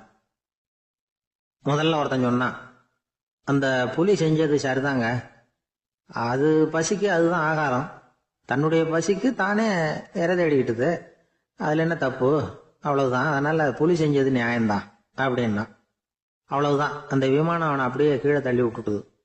அதனால அவன் கொடுத்த பதில் சரியில்லை அப்படிங்கிறது புரிஞ்சு போச்சு. இப்ப 2வது ஆள் சொன்னான், புலி செஞ்சது பாவம், அந்த தாய்மான் என்ன தப்பு பண்ணிச்சு, இப்ப அந்த குட்டிகளுக்கு யாரு ஆதரவு, அதனால புலி செஞ்சது அநியாயம் அப்படின்னா. அவ்வளவுதான், அவனையும் கீழே தள்ளி விட்டுடுது அந்த விமானம். இந்த பதிலும் சரியில்லை அப்படின்னு ஆயிட்டுது. இப்ப 3வது ஆள் வந்தான். முதல்ல 2 பேர் கீழே விழுந்ததை பார்த்துக்கிட்டு இருந்தான். அதனால அவன் சொன்னான், ரெண்டுமே நியாயம்தாங்க, புலி இறை தேடினதும் இயற்கை, அதுக்கு மான் இறையானதும் இயற்கை, அதனால இதுல ஒன்றும் தப்பு இல்லைன்னா. அவ்வளவுதான், அவனையும் அந்த விமானம் கீழே பிடிச்சி தள்ளி விட்டுது. இப்ப 4வது ஆள் வந்தான். முனிவர் கேட்டார், நீயாவது சொல்லுப்பா, இந்த செயல்ல எது நியாயம்னார். அவன் தெளிவா பதில் சொன்னான். அதாவது என்ன சொன்னான்னா, எனக்கு தெரியல அப்படின்னா. அவனை விமானம் கீழே தள்ளல, சௌரியமா அழைச்சிட்டு போட்டுது. இவனும் பிரயாணம் சௌக்கியமா பண்ணானா. ஆக இதுதான் சரியான பதில்ங்கிறத முனிவர் உணர்த்தினார். இந்த கதையிலிருந்து நாம புரிஞ்சுக்க வேண்டியது என்னன்னா, இந்த உலகத்துல எவ்வளவோ காரியங்கள் நடக்குது, அதெல்லாம் ஏன் அப்படி நடக்குதுங்கிறதுக்கு எப்பேற்பட்ட பண்டிதராலும் பதில் சொல்ல முடியாது. தெரியாததை தெரியாதுன்னு ஒத்துக்கிட்டா வாழ்க்கை பிரயாணம் சுகமா இருக்கும். அதனால தேவையில்லாத விஷயங்களை புரிஞ்சுக்கிறதுக்கு நேரத்தை செலவு பண்ணிட்டு இருக்க கூடாது. வாழ்க்கையை குழப்பிக்க கூடாது. வாழ்க்கைக்கு தேவையானது என்னவோ அதை மட்டும் புரிஞ்சுக்கிட்டா போதும். இந்த காலத்து ஆள் ஒருத்தன் ஒரு பெரியவரை தேடி வந்தான். ஐயா, ஒரு சந்தேகம்னா. என்ன உன்னுடைய சந்தேகம்னார். பகுத்தறிவுன்னா என்ன, விதின்னா என்ன அப்படின்னு கேட்டான். இதுக்கு அவரு, இப்ப உன்னுடைய வலது கால தூக்குன்னார். தூக்கணான். சரி, இப்ப உன்னுடைய வலது கால கீழே இறக்காம உன்னுடைய இடது காலையும் தூக்குன்னார். தூக்கினான், பொத்துன்னு கீழே விழுந்துட்டான். பெரியவர் சொன்னார், உன்னால ஒரு காலை தூக்க முடிஞ்சுது, அதுதான் பகுத்தறிவு. 2 கால்களையும் ஒரே சமயத்துல தூக்குனா அடிபடும், அப்படிங்கிறது தான் விதி அப்படின்னு விளக்கம் கொடுத்தார். இவன் தன்னுடைய விதியை நொந்துகிட்டே இடுப்பை பிடிச்சுக்கிட்டு அங்கிருந்து நடந்து போயிட்டானான். ஜப்பான்ல உள்ள ஒரு புத்த விகாரை, அங்க ஒரு வயசான பௌத்த குரு தங்கியிருக்கிறார். ஒரு நாள் ராத்திரி கடுமையான குளிர், அவரால் தாங்க முடியல. பார்த்தார், மரத்துல செஞ்ச புத்த சிற்பங்கள் அங்க நிறைய இருந்தது. அதுல ஒன்ன எடுத்து அதுக்கு தீ மூட்டி அந்த நெருப்புல குளிர் காஞ்சிட்டு இருக்கிறார். மர சிற்பம் தீ வச்சதும் படபடன்னு வெடிக்க ஆரம்பிச்சுட்டுது. அந்த சத்தத்தை கேட்டதும் அந்த புத்த விகாரையின் குருக்கள் வெளியில ஓடி வந்தார். இவர் ஆனந்தமா குளிர் காஞ்சிக்கிட்டு இருக்கிறார். அவரால் பொறுத்துக்க முடியல. தெருவில் தெரிஞ்சுக்கிட்டு இருந்த அந்த பெரியவரை இங்க தங்க அனுமதிச்சதே அவரு தான். இவர் இப்படி பண்றாருன்னு நினைச்சுக்கிட்டே அவரை கோபமா பார்த்தார். ஏன் இப்படி கோபமா பாக்குறீங்க, இப்படி வந்து உட்காருங்க அப்படிங்கிறாரு இவர். அவருக்கு இன்னமும் கோபம் வந்துட்டுது. எங்கள் கடவுளை வந்து எரிச்சுட்டீங்களே அப்படின்னு சத்தம் போட்டாராம். அப்படியா அப்படின்னு கேட்டுக்கிட்டே அந்த சாம்பலை கிளறினார் இவர். என்ன செய்யறீங்கன்னு கேட்டிருக்காரு அவர். நான் எலும்புகளை தேடுறேன்னாராம். நீங்க ஒரு பைத்தியம், இது ஒரு மர சிற்பம், இதுல எலும்புகள் கிடையாது அப்படின்னாராம். அவருக்கு கோபம் வந்துட்டுது. உடனே வெளியில போங்கன்னு கத்தியிருக்காரு. வெளியில தள்ளி கதவையும் சாத்தி விட்டாராம். மறுநாள் காலையில கதவை திறந்து பார்த்தா அந்த வயசான பெரியவர் ஒரு மைல்கல் மேல சில காட்டு பூக்களை வச்சு புத்தம் சரணம் கச்சாமின்னு சொல்லிக்கிட்டே இருக்கிறார். இவருக்கு சந்தேகமா போட்டுது. கிட்ட போனார். என்ன செஞ்சுக்கிட்டு இருக்கீங்கன்னு கேட்டார். இது என்னுடைய காலை நேர பிரார்த்தனைனாராம். நிஜமாவே நீங்க ஒரு பைத்தியமா தான் இருக்கணும், ஏன்னா அது ஒரு மைல்கல் அப்படின்னாராம். இப்ப அந்த பெரியவர் சொன்னாராம், நீங்க ஒரு மரத்தை புத்தரா நினைக்கும் பொழுது நான் ஏன் ஒரு மைல்கல்ல புத்தரா நினைக்கக்கூடாது? நான் வந்து புத்தரை எரிக்கலாம், ஏன்னா அவரை நான் நேசிக்கிறேன். அந்த சிற்பம் வந்து மரத்தால் ஆனதுங்கிறது எனக்கு தெரியும். நான் ஒரு மைல்கல்ல தொழலாம், ஏன்னா அது எனது பூக்களை தாங்குது. நான் இந்த மைல்கல்லுக்குள்ள மறைஞ்சிருக்கிற புத்தரை பார்க்கிறேன். யாராவது ஒரு சிற்பி இதை சிலையாக்கினாதான் நீங்க புத்தரை பார்க்க முடியும். அன்னைக்கு ரொம்ப குளிரா இருந்தது. நான் எனக்குள்ள இருக்கிற புத்தரையும் பாதுகாக்கணும். உள்ளே இருக்கிற புத்தரை காப்பாத்துறதுக்காக வெளியில உள்ள புத்தரை எரிக்கலாம், அதுல ஒன்றும் தப்பு இல்லை. அது அவருடைய போதனையிலேயே இருக்கு. உனக்குள் ஜோதியாக இரு அப்படிங்கிறது அவருடைய போதனை. என்னுடைய புத்தர் வந்து குளிர்ல நடுங்கிட்டு இருந்தார். அந்த மர சிற்பங்கள் வெயில் மழையில உணர்ச்சி இல்லாம இருந்தது, அதனால அப்படி பண்ணினேன். ஆனா நீங்க என்ன பண்ணீங்க? நான் ஒரு மர புத்தரை எரிச்சதுக்காக உயிருள்ள புத்தரை வெளியில தள்ளி கதவை சாத்தினீங்க அப்படின்னாரா அந்த பெரியவர். உண்மையான பக்திங்கிறது இதுதான். அதாவது உனக்குள் ஜோதியாக இரு அப்படின்னு புத்தர் சொன்னார் இல்லையா, அது மாதிரி தனக்குள் ஜோதியாக இருக்கிற இந்த காலத்து ஆசாமிகள் நிறைய பேர் உண்டு. எப்பவும் போதையிலேயே இருக்கிறவங்க. ஒரு நாள் நடு ராத்திரி ஒரு மது கடையில ஒரு ஆள் அங்குள்ள சிப்பந்திகள் கிட்ட கேட்டுட்டு இருக்கிறான். மறுபடியும் இந்த கடை எப்போ திறப்பாங்கன்னு கேட்டானா. நாளைக்கு காலையில 8 மணிக்கு திறப்பாங்க அப்படின்னு ஆனா அங்க இருந்த ஆள். அவன் திருப்பி திருப்பி அதையே கேட்டுக்கிட்டு இருக்கான். இவனுக்கு பதில் சொல்லி சொல்லி அலுத்து போச்சு. அதான் சொல்றேன் ஐயா, நாளைக்கு காலையில வா அப்படின்னாங்களாம். அதுக்கு இவன், நான் வர்றதுக்காக கேட்கலையா, நேத்திக்கு வந்தவன் உள்ளேயே மாட்டிக்கிட்டேன், வெளியில போறதுக்காக கேட்டேன் அப்படின்னானா. ஒரு ஊர்ல ஒரு ஆள் இருந்தான். அவன் ஒரு நாள் கோயிலுக்கு போனான். கடவுள்கிட்ட வேண்டிக்கிட்டான், எனக்கு ஒரு 1 லட்சம் ரூபா நீ கொடுத்தா நான் உன் சன்னதியில ஒரு தேங்காய் உடைக்கிறேன் அப்படின்னு வேண்டிக்கிட்டான். கடவுள் பார்த்தார். உடனே அவன் கண் முன்னாடி தோன்றினார். இந்தா நீ கேட்ட 1 லட்சம் ரூபாய் அப்படின்னு சொல்லி அவன் கையில பணத்தை கொடுத்துட்டு மறைஞ்சிட்டார். இவனால நம்பவே முடியல. இவ்வளவு சுலபமா கிடைக்கும்னு தெரிஞ்சிருந்தா அனாவசியமா ஒரு தேங்காய் உடைக்கிறேன்னு வேண்டி இருக்க வேண்டியது இல்லையே அப்படின்னு நினைச்சான். இருந்தாலும் வேண்டுதலை நிறைவேற்ற வேண்டியது கடமை. அதுக்காக என்ன பண்ணா, பக்கத்துல ஒரு கடைக்கு போனான். ஒரு தேங்காயை கையில் எடுத்தான். இது என்ன விலைன்னு கேட்டான். 5 ரூபான்னார் கடையில் இருந்தவர். அதிகமா இருக்குதே விலைன்னா. அப்படின்னா ஒண்ணு செய்யுங்க, அடுத்த ஊருக்கு போங்க, அங்க தென்னந்தோப்பு அதிகம், அதனால அங்க இதை விட குறைஞ்ச விலைக்கு கிடைக்கும் அப்படின்னார். சரின்னு அடுத்த ஊருக்கு கிளம்புனான். அங்க போய் விசாரிச்சான். ஒரு தேங்காய் 3 ரூபாய் விலைன்னாங்க. இதுவும் அதிகமா தெரியுதுன்னா. அப்படின்னா ஒண்ணு செய்ய, அதோ அந்த ஆத்து ஓரமா ஒரு தென்னை மரம் இருக்கு பார், அதுல நீயே ஏறி பறிச்சுக்கோ, ஒரு தேங்காய்க்கு 1 ரூபா கொடுத்தா போதும் அப்படின்னார் அந்த தோப்புக்கு சொந்தக்காரரு. இவனுக்கு மரம் ஏற தெரியாது, இருந்தாலும் ஆசை யார விட்டுது, விலை சல்லிசா இருக்குதே. ஆத்து ஓரம் போனா தட்டு தடுமாறி அந்த மரத்துல ஏறினா அந்த தென்னை மரம் வளைஞ்சி ஆத்து பக்கம் போய் அப்புறம் நிமிர்ந்து இருந்தது. அதாவது மரத்தின் உச்சி சரியா ஆத்துக்கு நடுவில் இருந்தது. ஆத்துல வெள்ளம் கரை புரண்டு ஓடிட்டு இருக்கு. இவன் கடவுள் கொடுத்த 1,00,000 ரூபாயை மடியில வச்சு இறுக்கி கட்டிக்கிட்டான். உச்சிக்கு போய் காய் பறிக்கிற சமயத்துல காத்தும் மழையும் பலமா கலந்து அடிக்க ஆரம்பிச்சுட்டுத. கால் வழுக்கி விட்டுட்டுத. இவன் சடார்னு ஒரு தென்னை மட்டையை பிடிச்சிக்கிட்டு தொங்க ஆரம்பிச்சிட்டான். கீழே பயங்கரமான வெள்ளம். மடியில 1,00,000 ரூபா பணம். என்ன செய்யறதுன்னு தவிக்கிறான். இந்த சமயம் கரையில ஒரு யானை பாகன் யானையை குளிப்பாட்டிக்கிட்டு இருக்கிறான். அது அவன் கண்ணில் பட்டது. ஐயா ஒரு உதவின்னு கத்துனான். அவன் என்ன செய்யணும்னு கேட்டான். உன் யானையை மெதுவா இங்கே அழைச்சிட்டு வா, எனக்கு நேராக கீழே நிறுத்து, என் காலை பிடிச்சி மெதுவா கீழே இறக்கி விட்டுரு, என் மடியில் இருக்கிற பணத்தில் உனக்கு 10,000 ரூபா தரேன் அப்படின்னா. அவன் பார்த்தான். காலை கையை பிடிச்சா கூட எவனும் இந்த காலத்தில் 10 ரூபாய்க்கு மேலே தரமாட்டேங்கிறான். இவன் காலை பிடிச்சா 10,000 தர்றேங்கிறான் அப்படின்னு யோசனை பண்ணான். உடனே யானையை கொண்டுட்டு போனான். அவனுக்கு நேராக கீழே நிறுத்தினான். அவன் காலை பிடிச்சான். அவ்வளவுதான். அந்த நேரம் பார்த்து யானை மெதுவாக நடந்து அப்பால போட்டுது. இப்போ யானை பாகன் அவன் காலை கெட்டியா பிடிச்சிக்கிட்டு தொங்குறான். பரிதாபமா மேலே பார்க்கறான். அவன் மட்டையை பிடிச்சிக்கிட்டு தொங்குறான். இப்போ யானை பாகன் சொல்றான், தம்பி மட்டையை விட்டுறாத, கெட்டியா பிடிச்சிக்கோ, நான் உனக்கு 10,000 ரூபா தரேன், இதோ மடியில் தான் வச்சிருக்கேன்னா. மேலே தொங்குறவனுக்கு இந்த நிலைமையிலேயும் ஒரு சந்தோஷம். மேற்கொண்டு ஒரு 10,000 ரூபா நமக்கு கிடைக்கும் போல இருக்கே அப்படின்னு. இந்த சமயத்தில் ஒருத்தன் ஒட்டகத்தை ஓட்டிட்டு வந்தான் அந்த பக்கமாக குளிப்பாட்டுறதுக்கு.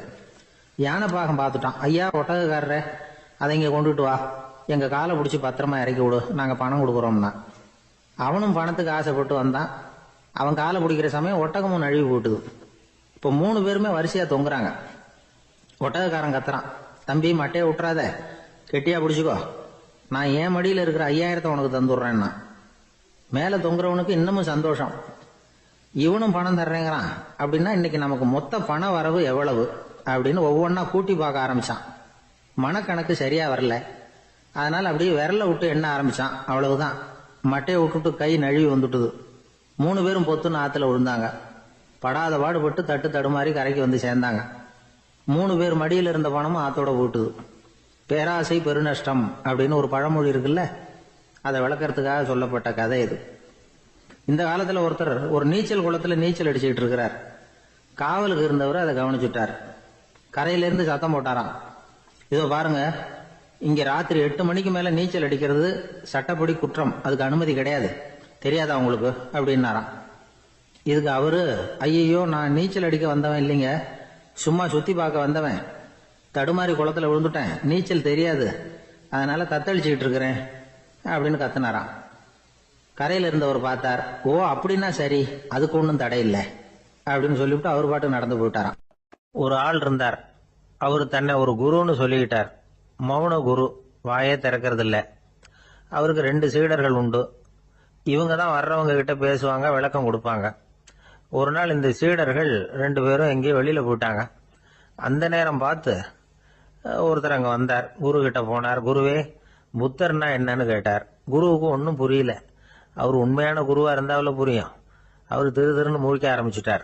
இந்த நேரம் பார்த்து இந்த சீடர்கள் எங்கேயோ போயிட்டாங்களே, என்ன பண்றது, உதவிக்கு யாராவது கிடைக்க மாட்டாங்களா அப்படின்னு அப்படியே சுத்தி பாக்குறார். அங்கங்க பாக்குறார். வந்தவர் இதை கவனிச்சார்.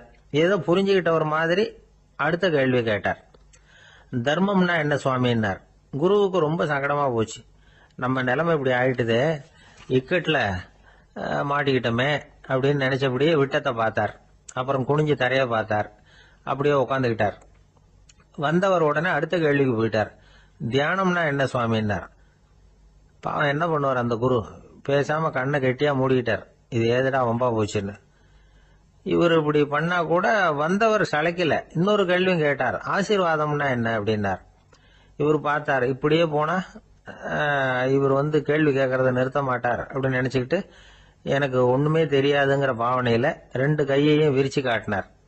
வந்தவர் முகத்துல மகிழ்ச்சி, மன நிறைவு, ஏதோ எல்லாம் புரிஞ்சுக்கிட்ட ஒரு மாதிரி அங்கிருந்து புறப்பட்டு போனார். வழியில அந்த குருவோட சீடர்கள் 2 பேரையும் சந்திச்சார். உங்க குருவை தான் பார்த்துட்டு வரேன்னார். இவரு என்ன நடந்ததுன்னு கேட்டாங்க. இவர் விவரமா சொல்றார்.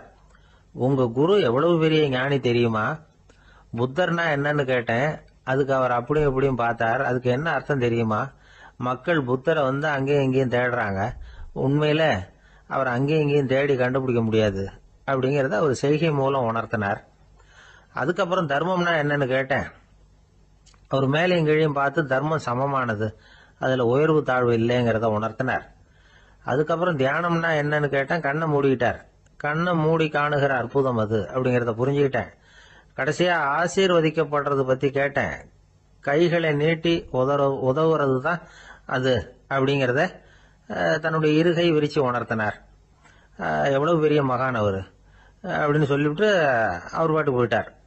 சீடர்கள் அதுக்கப்புறம் மெதுவா குரு கிட்ட வந்து சேர்ந்தாங்க. அவங்கள பார்த்ததும் குருவுக்கு கோபம் வந்துட்டுது. அடே பாவிகளா, எங்கடா போய் தொலைஞ்சிங்க, நான் ஒரு ஆளுகிட்ட மாட்டிக்கிட்டு என்ன பாடுபட்டிருக்கேன் தெரியுமான்னார். இது மாதிரி தான் நாம சாதாரண மனிதர்களின் புற வேடங்களிலேயே மயங்கி போயிடுறோம். அவங்க பேச்சு, செய்கை, பார்வை இதுல எல்லாம் ஏதோ பெரிய தத்துவம் இருக்கிறதாக நினைச்சுக்கிறோம். உண்மையிலேயே அந்த தத்துவங்கள் யாருக்கு சொந்தம்? அவங்களுக்கு இல்ல, நமக்கு தான் சொந்தம். நாம தானே அதை கற்பிச்சுக்கிட்டோம்.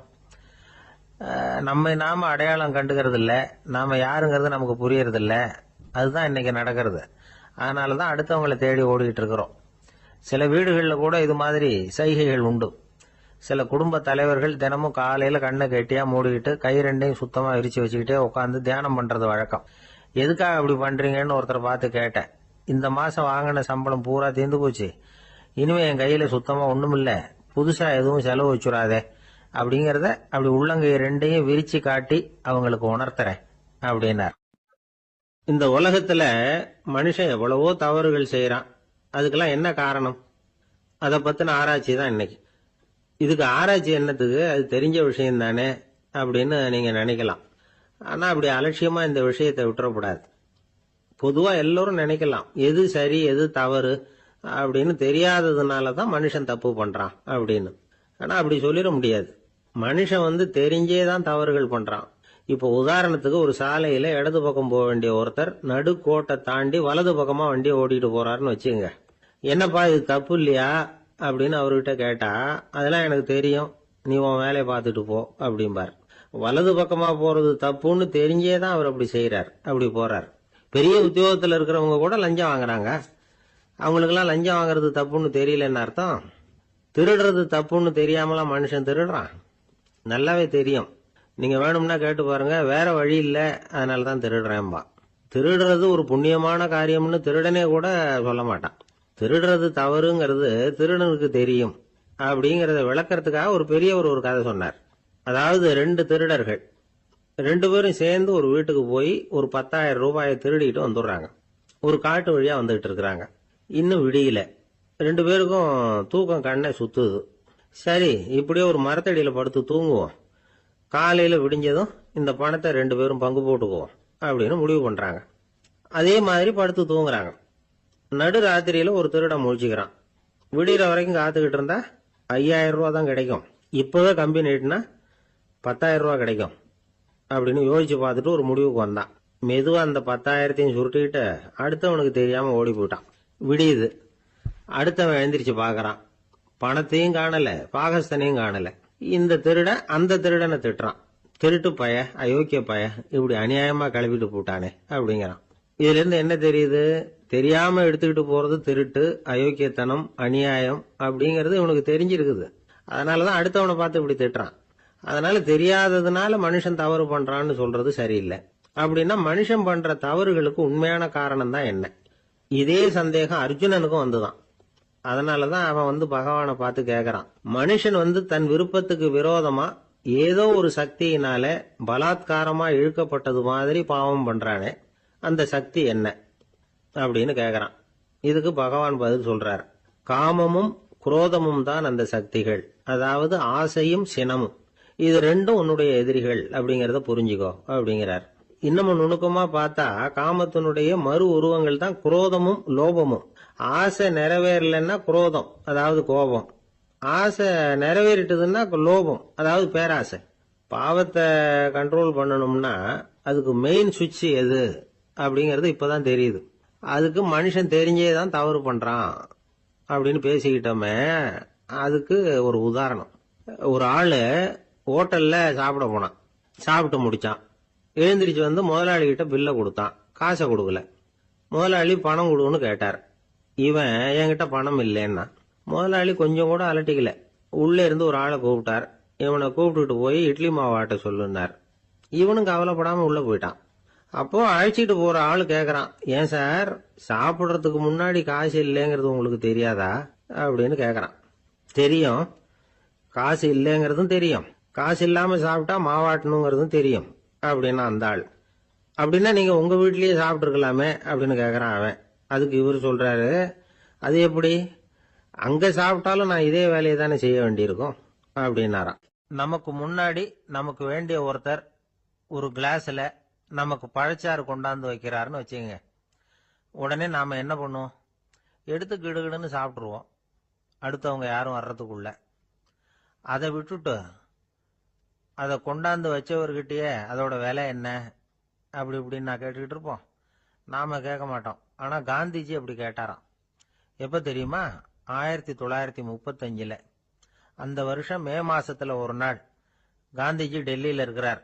அப்ப அவருக்கு 2 டம்ளர் மாம்பழச்சாறு கொண்டாந்து கொடுக்குறாங்க. அதை வாங்குறார். இதோட விலை என்ன அப்படின்னு கேட்டார் காந்திஜி. யாருகிட்ட கேட்டாருன்னா மனுபென் காந்தி கிட்ட கேட்கிறார். அவங்க தான் கொண்டாந்து கொடுக்குறாங்க. காந்திஜிக்கு உதவி செய்யறதுக்காக அவர் கூடவே இருந்தவங்க அவங்க கிட்ட தான் கேட்கிறார். காந்திஜி சும்மா வேடிக்கைக்காக இப்படி கேட்கிறாருன்னு நினைச்சுட்டாங்க அந்த அம்மா. அதுவும் இல்லாம அதோட விலையை கேட்டா காந்திஜி நிச்சயமா அதை சாப்பிட மாட்டார் அப்படிங்கிற பயம் வேற. அதனால அந்த அம்மா பதில் எதுவும் சொல்லாம கம்முன்னு இருந்துட்டாங்க. கொஞ்ச நேரம் ஆச்சு. அந்த பழச்சாறு வச்ச இடத்துல அப்படியே இருக்குது, வச்ச இடத்துல வச்சபடியே இருக்கு. காந்திஜி அதை சாப்பிடவே இல்லை. மனுபென் காந்தி பார்த்தாங்க. மெதுவா காந்திஜி கிட்ட போய் அதை சாப்பிடுங்களேன் அப்படின்னாங்க. பழச்சாறு விலை என்னன்னு கேட்டேன், அதுக்கு பதில் இல்லை. அது முதல் தப்பு. பதிலை எதிர்பார்த்திருந்தும் அதை பத்தி விசாரிக்கல, அது 2வது தப்பு. இப்படி 2 தப்புகளை பண்ணிவிட்டு என்கிட்ட வந்து இதை சாப்பிடுங்கன்னு சொன்னா அது எப்படி அப்படின்னு கேட்டாராம் காந்திஜி. மனுபென் காந்தி என்ன சொல்றதுன்னு தெரியாம திகைச்சு போய் நின்றுகிட்டு இருந்தாங்க. காந்திஜி தொடர்ந்து சொன்னாராம், இப்ப என் முன்னாடி வச்சிருக்கிற இந்த பழச்சாறு விலை சுமாரா ஒரு அரை ரூபாயாவது இருக்கும். அது அந்த காலத்து மதிப்பு. இந்த பழச்சாறு இல்லாம கூட என்னால இருக்க முடியும். ஆனா அவசியமான பொருள்களை வாங்கறதுக்கு கூட சக்தி இல்லாத மக்கள் இந்த நாட்டில் நிறைய பேர் இருக்கிறாங்க. அப்படி இருக்கிறப்போ எனக்கு என்னத்துக்கு இந்த விலை உயர்ந்த பானம்? இதை இப்போ நான் சாப்பிட்டா என் உடம்பு வேணும்னா ஆரோக்கியமாகலாம், ஆனா என் மனசு அமைதி அடையாது. எனக்கு என்னுடைய உடல் ஆரோக்கியத்தை விட மன ஆரோக்கியம் தான் முக்கியம். அதனால இதை நான் சாப்பிட மாட்டேன், எடுத்துட்டு போயிடு அப்படின்னாராம். அந்த சமயத்துல ஒரு அகதி பொண்ணு 2 குழந்தைகளோட காந்திஜியை பார்க்கறதுக்காக வந்தது. வணக்கம் சொல்லிச்சு. காந்திஜி உடனே தனக்கு முன்னாடி இருந்த பழச்சாற்றை எடுத்து அந்த பொண்ணுகிட்டையும் குழந்தைகள்கிட்டையும் கொடுத்து சாப்பிட சொன்னார். அவங்க அதை வாங்கி ரொம்ப சந்தோஷத்தோட சாப்பிட்டாங்களாம். அதை பார்த்த காந்திஜி முகத்துல ஒரு புன்னகை, ஒரு பரவசம், ஒரு திருப்தி. அவர் மனசு நிறைஞ்சி இருந்தது. அப்போ அவர் சொன்னாராம், ஆண்டவன் எனக்கு எப்பவும் சரியான சமயத்துல கை கொடுப்பாருங்கிறது அதுக்கு இதுதான் அத்தாட்சி. நான் ஒரு இக்கட்டான சூழ்நிலையில இருக்கிறப்ப கூட கடவுளின் கருணையால அந்த சூழ்நிலை என்னை பாதிக்கல. என் கூட இவ்வளவு நாள் பழகியும் கூட இங்க இருக்கிறவங்க எனக்கு அதிக விலையுள்ள பழரசத்தை கொடுத்தாங்க. ஆனா சரியான நேரத்துல அதை சாப்பிட வேண்டியவங்களை என்கிட்ட அனுப்பி வச்சு என்ன சந்தோஷப்படுத்தினார் கடவுள், அவருக்கு நன்றி அப்படின்னாராம் மகாத்மா காந்தி. உடல் ஆரோக்கியத்தை விட மன ஆரோக்கியம் தான் எனக்கு முக்கியம்னு சொன்னார் பாருங்க. அதை நாம எல்லாரும் மனப்பூர்வமா இன்னைக்கு சிந்திச்சு பார்க்கணும். இந்த காலத்துல எல்லாரும் அப்படியா நினைக்கிறாங்க? எனக்கு தெரிஞ்ச ஒருத்தர் இருந்தார். தினமும் காலையில ஒரு காபி சாப்பிட உட்கார்ற நேரத்துல பக்கத்து வீட்டுக்காரர் வந்து சேருவார் கரெக்டா. உடனே அவரும் தனக்குன்னு வந்திருக்கிற காப்பியை எடுத்து மனப்பூர்வமா பக்கத்து வீட்டுக்காரர்கிட்ட கொடுத்துருவார். அதுக்கப்புறம் அவருக்காக வேற காப்பி போட்டு கொண்டாந்து கொடுத்தாலும் வேண்டான்னு சொல்லிடுவார். ஆண்டவனா பார்த்து சரியான நேரத்துல அவரை எங்க வீட்டுக்கு தினமும் அனுப்பி வைக்கிறார் அப்படிம்பார். ஏன் அப்படி சொல்றீங்க அப்படின்னு கேட்டோம் ஒரு நாள். அதுக்கு அவர் சொல்றார், எனக்கு என்னோட உடல் ஆரோக்கியம்தான் முக்கியம். இத கடவுள் புரிஞ்சுக்கிட்டு எங்க வீட்டு காப்பியை சாப்பிடுறதுக்கு தினமும் அடுத்த வீட்டுக்காரனை அனுப்பி வைக்கிறார் அப்படின்னார். உங்க பையன் எப்படி சார் இருக்கான் அப்படின்னு விசாரிச்சார் ஒருத்தர். அவன் என்ன சார், எதை சொன்னாலும் காதுல வாங்க மாட்டேங்கிறான், அவன் பாட்டுக்கு போறான் வர்றான் அப்படின்னு சொல்லி அழுத்துக்கிட்டார் அப்பா. பெரியவங்க சொல்றதை சின்ன பிள்ளைங்க கேட்கறது இல்லைங்கிறது ஒரு குறை. பெரியவங்க சொல்றது சின்ன பிள்ளைங்க காதுலயே விழறது இல்லைங்கிறது ஒரு குறை. இது கொஞ்சம் சீரியஸான விஷயம், கவனிச்சு பார்க்கணும். ஒரு குழந்தைக்கு காது சரியா கேக்குதா இல்லையா அப்படிங்கறத நாம தான் கவனிச்சு பார்த்து கண்டுபிடிக்கணும். அதுவா நம்ம கிட்ட தவழ்ந்து வந்து, அப்பா எனக்கு காது கேட்கல, அழைச்சிட்டு போங்க டாக்டர் கிட்ட அப்படின்னுலாம் சொல்லிட்டு இருக்காது. அது சரி, ஒரு குழந்தைக்கு காது சரிவர கேக்குதா இல்லையா அப்படிங்கறத முன்கூட்டியே நாம தெரிஞ்சுக்கிறது எப்படி? அதுக்கு சில வழி இருக்கு. உங்க குழந்தைய கொஞ்சம் அப்படியே கவனிச்சு பாருங்க. அடிக்கடி ஜலதோஷம், காதுல அரிப்பு ஏற்படுதா? மூக்கு விரிவாகவும், அப்புறம் டான்சில், அடினாய்டு, சத அழற்சி, இது மாதிரி ஏதாவது இருக்கா? வாயிலிருந்து எச்சில் ஒழுகுதா? குழந்தை வாயினால சுவாசிக்குதா? பற்கள் முன்னாடி தள்ளி வளருதா? இதெல்லாம் அதுக்கு அறிகுறி. அப்புறம் இந்த V, P, D, F, DH இப்படி இந்த ஒலிகள் சேர்ந்த வார்த்தைகளை குழந்தை சரியா புரிஞ்சுக்காது. இப்போ உதாரணத்துக்கு பட்டுன்னு சொல்லு குழந்தை அப்படின்னீங்கன்னா அது கட்டுன்னு சொல்லும். அதாவது பட்டு சவுண்டை அதால புரிஞ்சுக்க முடியல. அப்புறம் உங்க குழந்தை உங்களை உறக்க பேச சொல்றானா, அடிக்கடி கேள்வி கேட்கறானா, சாப்பிடுறப்போ கவனம் இல்லாம இருக்கானா, படிப்புல போதுமான முன்னேற்றம் இல்லையா, வகுப்புல சரியா கவனிக்கிறது இல்லையா, இப்படியெல்லாம் இருந்தா ஆரம்பத்திலேயே டாக்டர் கிட்ட அழைச்சிட்டு போய் சிகிச்சையை ஆரம்பிச்சுடலாம், குணப்படுத்தி விடலாம். குழந்தைக்கு காது சரியா கேட்கலன்னா நீங்க செய்ய வேண்டியது என்ன தெரியுமா? அவனுக்கு காது கேட்கலங்கிறதுக்காக அவன் முன்னாடி சத்தம் போட்டு பேசக்கூடாது. மெதுவா சீரா பேசணும், அவனை பார்த்து பேசணும். உங்க உதட்டு அசைவுகள் அவனுக்கு உதவும். அதை பார்த்தே புரிஞ்சுக்குவான். நீங்க வாயில வெத்தலை பாக்கு போட்டுக்கிட்டோ புகை பிடிச்சிக்கிட்டோ பேசக்கூடாது. அப்படி பேசினா அவனால அந்த உச்சரிப்பை சரியா புரிஞ்சுக்க முடியாது. ஒரு வார்த்தையை சொல்றீங்க, அவனுக்கு புரியல அப்படின்னா அதே வார்த்தையை மறுபடியும் சொல்லணும். அவனுக்கு நீங்க முதல்ல சொன்ன வார்த்தை புரியலன்னு நினைச்சுக்கிட்டு மறுபடியும் திருப்பி சொல்றப்போ அதே அர்த்தம் வரக்கூடிய வேற வார்த்தையை சொல்லக்கூடாது. இப்படிலாம் நடந்துகிட்டா அவனுக்கு மன திடத்தை ஏற்படுத்த முடியும். இல்லைன்னா அவனுக்கு தாழ்வு மனப்பான்மை வந்துடும். குழந்தைக்கு காது கோளாறுன்னா ஆரம்பத்திலேயே டாக்டர் கிட்ட அழைச்சிட்டு போனா போதும், குணப்படுத்தி விடலாம். அப்புறம் பார்த்துக்கலாமே அப்படின்னு அலட்சியமா இருந்துட்டாதான் கஷ்டம். சில பேர் கோபத்துல சின்ன பிள்ளைங்க காதை பிடிச்சி திருகிறது உண்டு. இது ரொம்ப தப்பு. காது கையோட வந்துட்டா என்ன பண்றது? ஒரு வேடிக்கை கதை, அது கதை தான், நிஜமா நடந்தது இல்லை. அது மாதிரி நடக்கும் நடக்காது, ஒரு வேடிக்கைக்காக சொல்லப்படுற கதை. அதாவது ஒரு வீட்டில் அப்பா அம்மாவை பார்த்து சொல்லிட்டு இருக்கார், இதை பாரு, நாளைக்கு காலையில் என்னை சீக்கிரம் எழுப்பி விட்டுரு, நான் செங்கல்பட்டு வரைக்கும் போயிட்டு வர வேண்டியிருக்கு அப்படின்னாராம். இதை அவங்க பையன் காதில் வாங்கிட்டு இருக்கான். அப்பாவுக்கு சிரமம் வேண்டாமே அப்படின்னு நினைச்சு அவனே காலையில யாருக்கும் தெரியாம எழுந்திருச்சு புறப்பட்டு செங்கல்பட்டு போட்டான். சாயந்தரமா திரும்பி வந்தான். அப்பா பையனை காணாம அலமோதிக்கிட்டு இருக்கிறார். சாயந்தரமா பையனை பார்த்ததும் எங்கடா போயிட்டு வந்தேன்னு கேட்டார் கோவமா. செங்கல்பட்டுக்கு போயிட்டு வந்தேப்பா, நீ வீணா அலைய வேண்டாமேன்னு அப்படின்னா. எதுக்கடா போனேன்னு அதட்டினார். அதான்ப்பா, நீ நேற்று அம்மா கிட்ட சொல்லிக்கிட்டு இருந்த, அதை காதில் வாங்கினேன், உனக்காக நான் போயிட்டு வந்தேன் அப்படின்னா. உடனே எந்த காதில் வாங்கினேன் அப்படின்னு சொல்லி காதை பிடிச்சி திருகினார். அந்த காது கையோட வந்துட்டுது. இது நடந்து கொஞ்ச நாள் கழிச்சு அந்த அப்பாவும் பையனும் கடத்தெருவில் போயிட்டு இருக்கிறாங்க. எதிரில் ஒரு நாய் ஓடி வந்தது. அதுக்கு 2 காதும் இல்லை. என்ன இது, இந்த நாய்க்குட்டிக்கு 2 காதும் இல்லை அப்படின்னாரு அப்பா. அதுக்கு பையன் சொல்றான், அப்பா அது 2 தடவை செங்கல்பட்டுக்கு போயிட்டு வந்துருவோம் அப்படின்னா. 2 பேர் சுவாரஸ்யமா பேசிட்டு இருக்கிறப்போ குறுக்க புகுந்து தொந்தரவு பண்றதுக்குன்னே சில பேர் இருப்பாங்க. அது ரொம்ப இடைஞ்சலா இருக்கும். இதே மாதிரி மின்காந்தம் கூட குறுக்க புகுந்து தொந்தரவு பண்ணும். கடைசியில் அது ஒரு பெரிய இடைஞ்சல கொண்டாந்து விட்டுரும். சில வீடுகளில் கேபிள் கனெக்ஷன் இல்லாம சில தனியார் டிவி காட்சிகள் தெரியும். அதுக்கு என்ன காரணம்னா இந்த மின்காந்த குறுக்கீடு தான் காரணம். இதைத்தான் சுருக்கமா EMI அப்படின்னு சொல்றாங்க. அதாவது எலக்ட்ரோ மேக்னெட்டிக் இன்டர்ஃபியரன்ஸ். இது ஏற்படக்கூடிய இடங்கள் எது எதுன்னு எடுத்துக்கிட்டா அது ஒரு பெரிய பட்டியலாவே போயிடும். இந்த EMI தொந்தரவு கேபிள் டிவியில மட்டும்தான் இல்லை, ராக்கெட் ஏவுதளத்தில் உள்ள ரேடார்கள், அங்க உள்ள சில சக்தி வாய்ந்த தொலைத்தொடர்பு சாதனங்கள், விமான தளங்கள்ல உள்ள ரேடார்கள், கப்பல் தளங்கள்ல பொருத்தப்பட்டிருக்கக்கூடிய சக்தி வாய்ந்த ஆண்டனாக்கள், இப்படி நிறைய சொல்லலாம். காவல் நிலையங்கள்ல பயன்படுத்தப்படுகிற வயர்லெஸ் தொடர்பு சாதனங்கள் கூட ஓரளவுக்கு இந்த மின்காந்த அலைகளை வெளியிடும். நம்ம வீட்டில் உட்காந்துக்கிட்டு ரேடியோ கேட்டுக்கிட்டு இருப்போம் அல்லது டிவி பார்த்துக்கிட்டு இருப்போம். அந்த சமயத்தில் பக்கத்து தெருவில் ஒரு மோட்டார் சைக்கிள் அல்லது காரு, குறிப்பாக பெட்ரோல் இன்ஜின், அது போகிறப்ப அதில் உள்ள மின்கலத்தில் அதாவது மேக்னட்டோ பேட்டரியிலிருந்து வெளிப்படுகிற மின்காந்த அலை இங்கே டிவியிலையும் ரேடியோவிலையும் கரகரப்பை உண்டு பண்ணும். சரி, இது பெருசா என்ன இடைஞ்சலை உண்டு பண்ணிட போகுது அப்படின்னு நாம அலட்சியமா நினைக்கலாம். வயசானவங்களுக்கு மறதி நோயின்னு ஒன்று வரும்ல, அல்ஷமீர், அதாவது மூளையில் உள்ள செல்கள் செயலிழந்து போயிடுறது.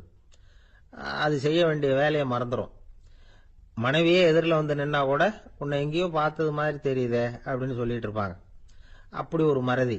இந்த விசித்திரமான நோய்க்கு இதுவரைக்கும் மருந்தே இல்லைன்னு வேற சொல்றாங்க. இந்த மைக்ரோ ஓவன் அப்படின்னு சொல்லக்கூடிய சமையல் அடுப்புகள் கூட மின்காந்த அலைகளை வெளியிடுது. சமயத்தில் சில தொழிற்சாலைகளில் கூட பெரிய விபத்துக்களை இந்த இஎம்ஐ உண்டு பண்ணிவிடும். இதை பத்தி தீவிரமா சிந்திக்க ஆரம்பிச்சதே ஒரு விபத்துக்கு பிறகுதான்.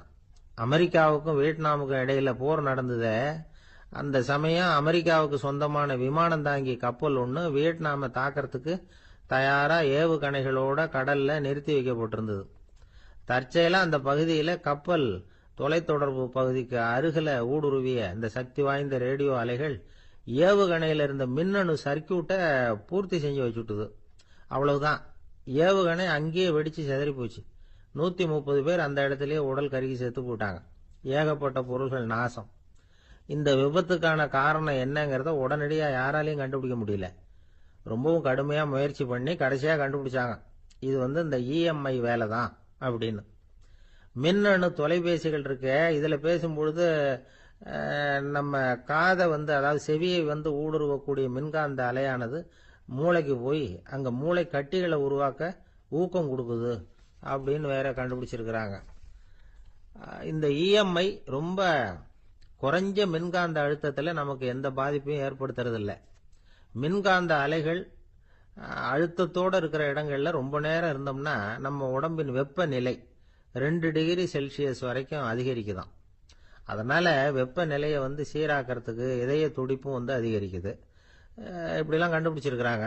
இப்பெல்லாம் இந்த மின்காந்த குறுக்கீடுகளை தடுக்கிறது எப்படி அப்படின்னு விஞ்ஞானிகள் யோசனை செய்ய ஆரம்பிச்சிருக்கிறாங்க. இந்த விஷயத்துல அலட்சியமா இருந்தோம்னா எதிர்காலத்துல நிறைய பேருக்கு இந்த ஞாபக மறதி நோய் வந்துடும். அப்புறம் அது ரொம்ப கஷ்டமா போயிடும். ஒரு குடும்ப தலைவர் தன் மனைவியை பார்த்து, யார் நீ, உன்னை எங்கேயோ பார்த்தது மாதிரி இருக்குதே அப்படின்னு சொல்லிட்டு இருந்தார். உடனடியாக அவரை போய் பார்த்தேன். வாங்க டாக்டர்கிட்ட போகலாம் அப்படின்னு. அவரு என்னை தனியாக அழைச்சிட்டு போய் காதோட காதா மெதுவாக சொல்றார், இதை பார்ப்பா, என் கையில் பணம் இல்லாத போகலாம், அப்படி மறதி நோய் வந்துட்டது மாதிரி நடிச்சுக்கிட்டு இருப்பேன், அவ்வளவுதான், அதை நீ கண்டுக்காத அப்படின்னார். ஒரு பூங்கா, அங்க ஒருத்தர் நின்றுட்டு இருக்கிறார். நின்றுகிட்டே ஏதோ ஆழ்ந்த யோசனையில் இருக்கிறார். அந்த பக்கமா இன்னொருத்தர் வந்தார். இவரை கவனிச்சார். என்ன யோசனைன்னு கேட்டார். எப்படி எழுந்திருக்கிறதுன்னு யோசனை பண்ணிட்டு இருக்கிறேன்னாரு அவர். கேட்டவருக்கு ஒரு மாதிரி ஆயிட்டது. ஏற்கனவே நின்றுகிட்டு இருக்கிற ஒருத்தர் எப்படி எழுந்திருச்சு நிக்கிறதுன்னு யோசிக்கிறாருன்னா அது ஆச்சரியம் தானே. அதுக்கப்புறம் இவர் யோசிக்க ஆரம்பிச்சார், என்ன இவர் இப்படி பேசுறாரு அப்படின்னு. கீழே விழுந்தாதானே எழுந்திருச்சு நிக்க முடியும். அதனால எழுந்திருக்கணும்னு நினைக்கிறவங்க முதல்ல கீழே விழணும். இவர் முதல்ல கீழே விழணும், அதுக்கப்புறம் தான் எழுந்திருக்கிறது எப்படின்னு சிந்திக்க முடியும். இந்த உலகத்துல எல்லாருமே கீழே விழுந்து எழுந்தவர்கள் தான். இப்ப இந்த குழந்தை பருவத்துல கீழே விழாம நடைபயில கற்றுக்கிட்டவங்க யாராவது உண்டா? சின்ன வயசுல ஒரு தடவை கூட கீழே விழல சார், அப்படியே பிறந்தார் வளர்ந்தார் பெரியவர் ஆயிட்டார் அப்படின்னு யாரையும் சொல்ல முடியாது. அதனால மனுஷங்கிறவன் விழுந்து புரண்டு எழுந்துதான் நடக்க கத்துக்கிறான். ஒரு உண்மையை நாம எல்லாரும் புரிஞ்சுக்கணும். இந்த உலகத்துல தவறு செய்யாத மனிதர்களே யாரும் கிடையாது. அப்படி இருக்கிறப்போ எப்போதாவது நாம தவறு பண்ணிவிட்டோம்னா அதுக்காக மனசு உடைஞ்சு போயிடக்கூடாது, வாழ்க்கையில வெறுப்பு வந்துடக்கூடாது. ஒரு தவறு நடந்துட்டுதா அதுக்காக மனசு உடைஞ்சு போடாதீங்க, அதை ஒரு பாடமா எடுத்துக்கங்க. அதே தவறு மறுபடியும் நடக்காம வேணும்னா பாத்துக்கலாம். அது போதும். தடைக்கல்ல படிக்கல்லாம் மாத்திக்கணும். இதுதான் இதுல முக்கியம். ஒரு அலுவலகம், அங்க ஒரு அதிகாரி, அவர் உயர்ந்த பதவியில் இருந்தார். சிறந்த நிர்வாகின்னு பேர் வாங்கினவர். அவர் தனக்கு கீழே வேலை செய்யறவங்க கிட்ட எல்லாம் சொல்லுவாராம், இந்த நிறுவனத்துல நீங்க எத்தனை தடவை வேணும்னாலும் தவறுகள் செய்யலாம், ஆனா ஒரே விஷயம் என்னன்னா ஒரே தவறை மறுபடியும் செய்யக்கூடாது, அது முக்கியம் அப்படின்பாராம். இத மேம்போக்கா பார்த்தா அவர் ஏதோ தன்னுடைய ஊழியர்களை தவறு செய்ய தூண்டுறது மாதிரி தெரியும்.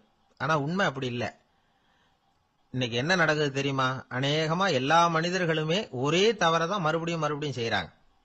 விளையாட்டு வீரர்கள் ஒரே மாதிரியான தவறுகளை திரும்ப திரும்ப செய்யறது உண்டு. கணக்கு எழுதுறவங்கள பாருங்க, ஒரே தப்ப மறுபடியும் மறுபடியும் செய்வாங்க.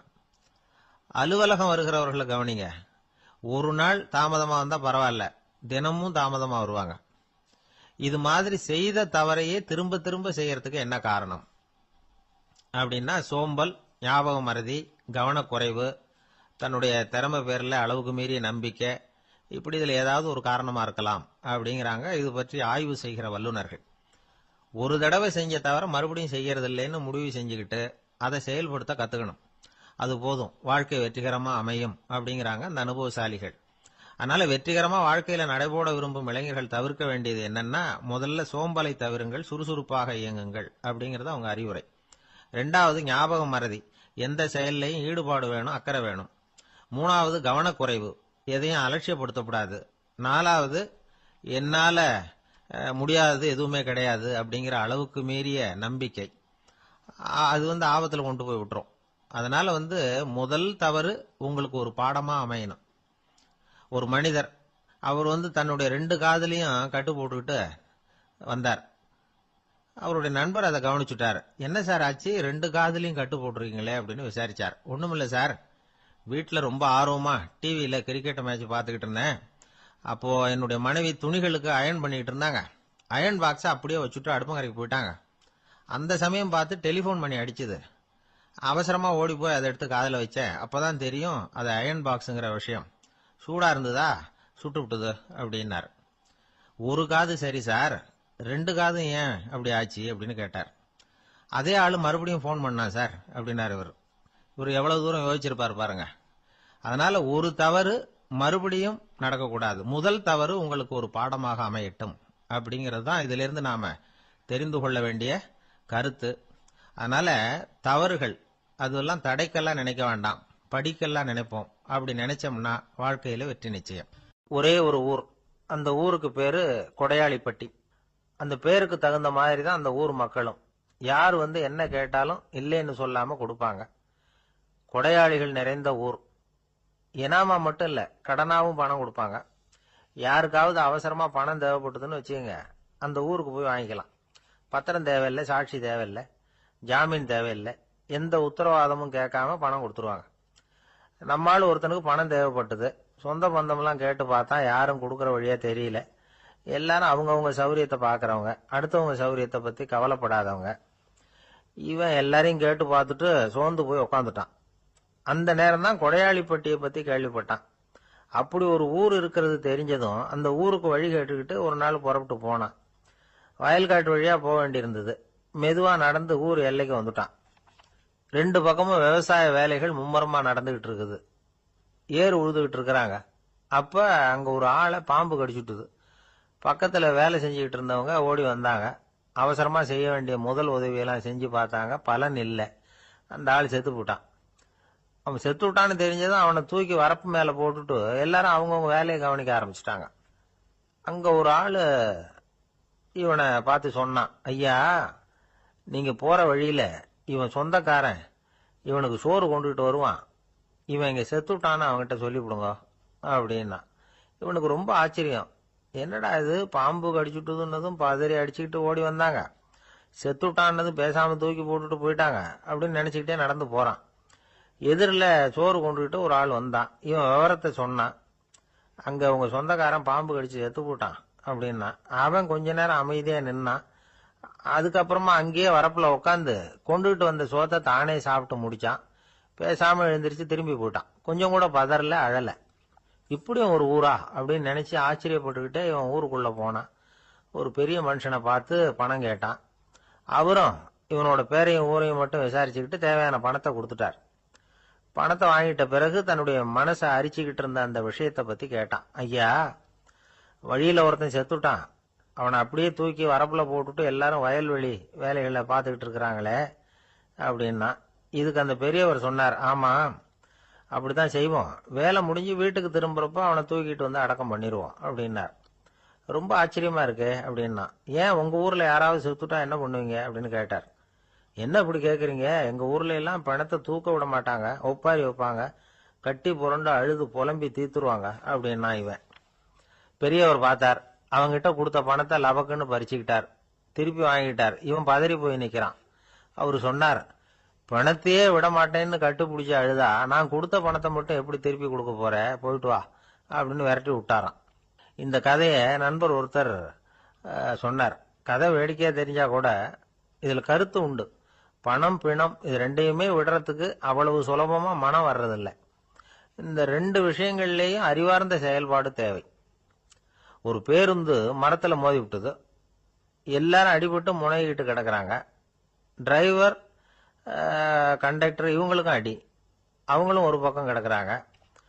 ஒரு மூலையில கிடக்கிற ஒருத்தன் மெதுவா முக்கி முனகி கண்டக்டர்னு சத்தம் போடுறான். கண்டக்டர் மெதுவா நகர்ந்து அவங்கிட்ட போய் என்னன்னு விசாரிக்கிறார். அவன் ரொம்ப சிரமப்பட்டு வாயை திறந்து ஒரு 15 காசு சில்லற பாக்கி அப்படின்னானா. ஒருத்தர் இருக்கார், நல்ல உத்தியோகத்துல தான் இருக்கிறார், ஆனா எப்ப பார்த்தாலும் முகத்தை வெறுப்பா வச்சிருப்பார், அப்படியே வருவார் போவார். ஏன் சார் இப்படி இருக்கிறீங்க அப்படின்னு விசாரிச்சோம். ஏன்டா இந்த வேலைக்கு வந்தோம்னு இருக்கு சார் அப்படின்னார். உங்க வேலை உங்களுக்கு பிடிக்கலையா அப்படின்னு கேட்டோம். இல்லைன்னார். இப்படிப்பட்டவங்க வெற்றிகரமான வாழ்க்கை வாழ முடியாது. இது நிபுணர்கள் கருத்து. வேலையை நேசிக்க தெரிந்தவர்கள் வெற்றி பெறுவார்கள் அப்படிங்கிறாங்க அவங்க. எந்த துறையா இருந்தாலும் சரி, அந்த துறையில வெற்றிகரமா இருக்கிறவங்கள விசாரிச்சு பாருங்க. எனக்கு என்னுடைய வேலை ரொம்ப பிடிக்கும் அப்படின்னு சொல்றவங்களா தான் இருப்பாங்க. அப்படி இருந்தாதான் அது வெற்றிகரமா இருக்க முடியுது அவங்களால. ஒருத்தனுக்கு பிடித்தமான பொழுதுபோக்கே அவனுடைய தொழிலா இருந்துட்டுதுன்னா அவனை மாதிரி கொடுத்து வச்சவன் வேற யாரும் இல்லை அப்படிங்கிறார் பெர்னாட் ஷா. ஒரு தடவை மன்னர் ஹுமாயூன் உயிரை தண்ணீர் முண்டு ஊற்றுகிற தொழிலாளி ஒருத்தர் காப்பாத்தினாராம் அந்த ஹுமாயூன் உயிரை. உடனே மன்னர் கேட்டிருக்கார், உனக்கு என்ன வேணும்னாலும் கேளு தரேன், உயர் பதவி வேணுமா அப்படின்னு கேட்டாராம். மன்னா, மக்களின் தாகம் தீர்க்கக்கூடிய இந்த பணியை விட உயர்ந்தது உண்டா அப்படின்னாராம் அந்த தொழிலாளி. அவரால் அவருடைய வேலையை நேசிக்க முடிஞ்சுது, அதனால மகிழ்ச்சியா இருக்க முடிஞ்சுது. நாமெல்லாம் அப்படி இல்லை, வேலை கிடைக்கிற வரைக்கும் கிடைச்சா போதும் அப்படின்னு இருக்கும். கிடைச்சதுக்கு அப்புறம் ஏன்டா இந்த வேலைக்கு வந்தோம்னு ரொம்பவும் அழுத்துக்குவோம். சரி, நாம் இருக்கிற இடத்துல நாம் வெற்றிகரமா இருக்க வழி உண்டா அப்படின்னா உண்டுன்னு சொல்றாங்க. அதாவது மன இயல் நிபுணர்கள் இருக்கிறாங்க இல்லையா, அவங்க அதுக்கு முக்கியமா 6 வழிகள் சொல்றாங்க. நீங்க ஒரு அலுவலகத்துல வேலை பார்க்கறவரா அப்படின்னா இதை கேளுங்க. அதாவது உங்க மேலதிகாரி எதிர்பார்ப்புக்கு தகுந்த மாதிரி உங்க வேலை இருக்குதா? அப்படி இல்லைன்னா முதல்ல உங்க வேலையின் தரம் உயரணும். உங்களுக்கு மேல கீழே வேலை பார்க்குற பணியாளர்கள் கிட்ட நல்ல விதமா பழகுறீங்களா? அந்த உறவு முறையில ஏதாவது குறை இருந்தா அதை கண்டுபிடிச்சு சரி பண்ணுங்க. நம்பிக்கைக்கு உரியவர் அப்படின்னு நீங்க பேர் எடுக்கணும். நீங்க எடுக்கிற முடிவு நல்ல முடிவா தான் இருக்கும் அப்படின்னு அடுத்தவங்க சொல்லணும். உங்க தோற்றத்துக்கு முக்கியத்துவம் கொடுங்க. இது மனம் உடல் ரெண்டும் சம்பந்தப்பட்டது. அதனால மனசையும் ஆரோக்கியமா வச்சிருக்கணும், உடம்பையும் ஆரோக்கியமா வச்சிருக்கணும். உங்களுடைய நிர்வாகம் செயல்படுற விதத்தை நல்லா புரிஞ்சு வச்சுக்கணும். உங்களுடைய நிர்வாகம் இப்போ ஒரு காரியம் செய்யுதுன்னு வச்சுங்க, ஏன் அப்படி செய்யுது, எதுக்காக அப்படி செய்யுது, அதனுடைய குறிக்கோள் என்ன, அது நீடிக்கிறதுக்கு காரணம் என்ன, இதெல்லாம் தெரிஞ்சுக்கணும். சிரிப்புக்கு வஞ்சகம் பண்ணக்கூடாது, நல்லா சிரிக்கணும், அப்பதான் அது திரும்ப கிடைக்கும். கடந்த கால தோல்வியை பத்தி கவலைப்படக்கூடாது. முதலாளி விருப்பம் தெரிஞ்சு நடந்துக்கிறது நல்லதுதான். அதுக்காக காக்கா பிடிக்கணுங்கிற அவசியம் இல்லை. உங்களுக்கு ஒரு பொறுப்பான வேலை கிடைக்குது, உடனே சத்தம் குழப்பம் அப்படின்னு சூழ்நிலையை இறுக்கமா ஆக்கிடக்கூடாது. எந்த சூழலையும் இயல்பா கையாளக்கூடியவர் அப்படிங்கிறத காட்டணும். இதெல்லாம் உங்கள் துறையில நீங்கள் வெற்றி பெற நிபுணர்கள் சொல்ற யோசனைகள். இவ்வளவு விவரமும் சொல்லிவிட்டு ஒருத்தரை பார்த்து கேட்டோம், இப்ப சொல்லுங்க, நீங்க செய்யற வேலை உங்களுக்கு பிடிச்சிருக்குதா அப்படின்னோம். ரொம்ப ரொம்ப பிடிச்சிருக்குது அப்படின்னார். சரி, என்ன செஞ்சிட்டு இருக்கிறீங்க அப்படின்னு கேட்டோம். சும்மா தான் இருக்கிறேன் அப்படின்னார். ஒரே ஒரு ஊர்ல ஒரு பாதிரியார் இருந்தார். ரொம்ப நாள் சந்தோஷமா வாழ்ந்தார். ஒரு நாள் அவர் மடத்து சமையல் அறையில பாத்திரங்களை கழுவி துலக்கி சுத்தப்படுத்திக்கிட்டு இருந்தார். அந்த சமயத்துல ஒரு தேவ தூதன் அவர் முன்னாடி வந்து நின்னான். இவர் நிமிர்ந்து பார்த்தார். ஆண்டவர் என்னை உங்ககிட்ட அனுப்பியிருக்கிறார். பரலோகத்துல வாசம் செய்யறதுக்கு உங்களுக்கு நேரம் வந்துட்டுது அப்படின்னு அந்த ஆள். ஆண்டவருக்கு என்னோட ஞாபகம் வந்ததுக்கு நன்றி. ஆனாலும் இப்போ இங்கே நீயே பாரு, எவ்வளவு பாண்டங்கள் பாக்கி இருக்கு. இவ்வளவையும் நான் சுத்தப்படுத்த வேண்டியிருக்கு. நான் நன்றி கெட்டவனாக இருக்க விரும்பலை. இந்த பணியை முடிக்கிற வரைக்கும் என்னுடைய பரலோக வாழ்வை தள்ளி வைக்க முடியுமா? நீ என்ன நினைக்கிற அப்படின்னு கேட்டார். தேவதூதன் தனக்கே உரிய விவேகத்தோட அன்போட பாதிரியாரை பார்த்தான். சரி, என்ன செய்யலாம்ங்கிறத அப்புறம் சொல்கிறேன் அப்படின்னு சொல்லிவிட்டு புறப்பட்டு போயிட்டான். ஒரு நாள் அந்த பாதிரியார் தோட்டத்தில் உள்ள களைகளை எல்லாம் ஒரு களை கொத்தியால் கொத்தி களை எடுத்துக்கிட்டு இருக்கிறார். அந்த சமயத்தில் இந்த தேவதூதன் மறுபடியும் அவர் முன்னாடி நிற்கிறான். பாதிரியார் பார்த்தார். இதை பாரு, இந்த தோட்டம் பூராவும் எவ்வளவு களை மண்டி கிடக்கு. பரலோகம் கொஞ்ச காலம் எனக்காக பொறுத்திருக்கலாம்னு நீ நினைக்கிறியா அப்படின்னு கேட்டார். தேவதூதன் சிரிச்சுக்கிட்டே மறுபடியும் மறைஞ்சிட்டான். மறுபடியும் அவர் களை எடுக்கிறது, தானிய களஞ்சியத்துக்கு வர்ணம் பூசுறது, இப்படிப்பட்ட வேலைகளில் ஈடுபட்டிருக்கார். இன்னொரு நாள் ஒரு மருத்துவமனையில் நோயாளிகளை கவனிச்சுக்கிட்டு ரொம்ப தீவிரமாக இருக்கிறார் அந்த பாதிரியார். ஒரு நோயாளியோட தாகத்துக்கு தண்ணீர் கொடுத்துட்டு நிமிர்ந்து பார்க்குறப்போ தேவதூதன் மறுபடியும் அவர் முன்னாடி நிற்கிறான். இந்த தடவை பாதிரியார் தன்னலமற்றவராக பேரன்பை காட்டக்கூடிய வகையில் தன்னுடைய 2 கைகளையும் உயர்த்தியபடி தேவதூதனின் கவனத்தை பிணியால் வாடக்கூடிய நோயாளிகளின் பக்கம் திருப்பினாராம். தேவதூதன் ஒன்றும் சொல்லலை, மறைஞ்சிட்டான். அன்னைக்கு சாயந்தரம் பாதிரியார் மடத்தில் உள்ள தன்னுடைய அறைக்கு போய் இளைப்பாறினார். யோசிச்சு பார்த்தார். தேவதூதனையும் தேவதூதனின் விருப்பத்தையும் பல நாள் தள்ளி போட்டு வந்ததையும் அவர் ரொம்ப நினச்சி பார்த்தார். திடீர்னு தான் முதுமை அடைகிறதையும் சோர்வு அடைகிறதையும் உணர்ந்தார். ஆண்டவரை நினைச்சார். ஆண்டவரே, உம்முடைய தூதனை மறுபடியும் என்கிட்ட அனுப்புனா நான் சந்திக்கிறதுக்கு ஆவலாக இருக்கேன் அப்படின்னு சொல்கிறப்பவே தேவதூதன் பக்கத்தில் நின்னான். பாதிரியார் நிமிர்ந்து பார்த்தார். நீ இப்போவே என்னை அழைச்சிக்கிட்டு போக விரும்பினா நான் பரலோகத்துக்கு வர்றதுக்கு தயாராக இருக்கேன்னார். தேவதூதன் அந்த பாதிரியாரை அன்போடவும் விவேகத்தோடவும் பார்த்து, நீங்கள் என் கூட பரலோகத்துக்கு வர்ற தயாராக இருக்கிறதா சொல்கிறீங்க, ஆனால் நீங்கள் இதுவரைக்கும் வேற எங்கே இருந்ததா நினைக்கிறீங்க அப்படின்னு. அப்படின்னா இதுவரைக்கும் இருந்த இடம் தான் பரலோகம் அப்படிங்கிறத உணர்த்தியிருக்கிறான். பரலோகம்னா என்னன்னு புரிஞ்சுக்கிறதுக்கு இந்த சம்பவம் நமக்கு உதவியாக இருக்குது. தொண்டு செய்கிறத விட பெரிய செயல் வேற எதுவும் இருக்க முடியாது. அது நம்ம மனசுக்கு கொடுக்குற சுகத்தை வேற எதுவும் கொடுக்க முடியாது. நாம் தொண்டு செய்கிற இடம் தான் அந்த புண்ணிய இடம். ஆனால் இந்த காலத்துல எல்லாம் நாம் தொண்டு செய்யணும்னு நினச்சி ஏதாவது ஆரம்பித்தா கூட அதை ஒரு மாதிரியாக சுற்றி நின்று வேடிக்கை பார்க்க ஆரம்பிச்சிடுறாங்க. ஒரு பெரியவர் அப்படித்தான் ஒரு தொண்டு செஞ்சுக்கிட்டு இருந்தார். ஒரு கோவில் கட்டிக்கிட்டு இருந்தாங்க. அதில் ஒரு இடத்துல ஒரு பலகையை வச்சு ஆணி அடிக்கிற வேலையை செஞ்சுக்கிட்டு இருந்தார் அந்த பெரியவர். ஒரு சின்ன பையன் அதை ரொம்ப ஊக்கமாக அக்கறையாக கவனிச்சுக்கிட்டு இருந்தான். பெரியவர் இதை கவனிச்சார்.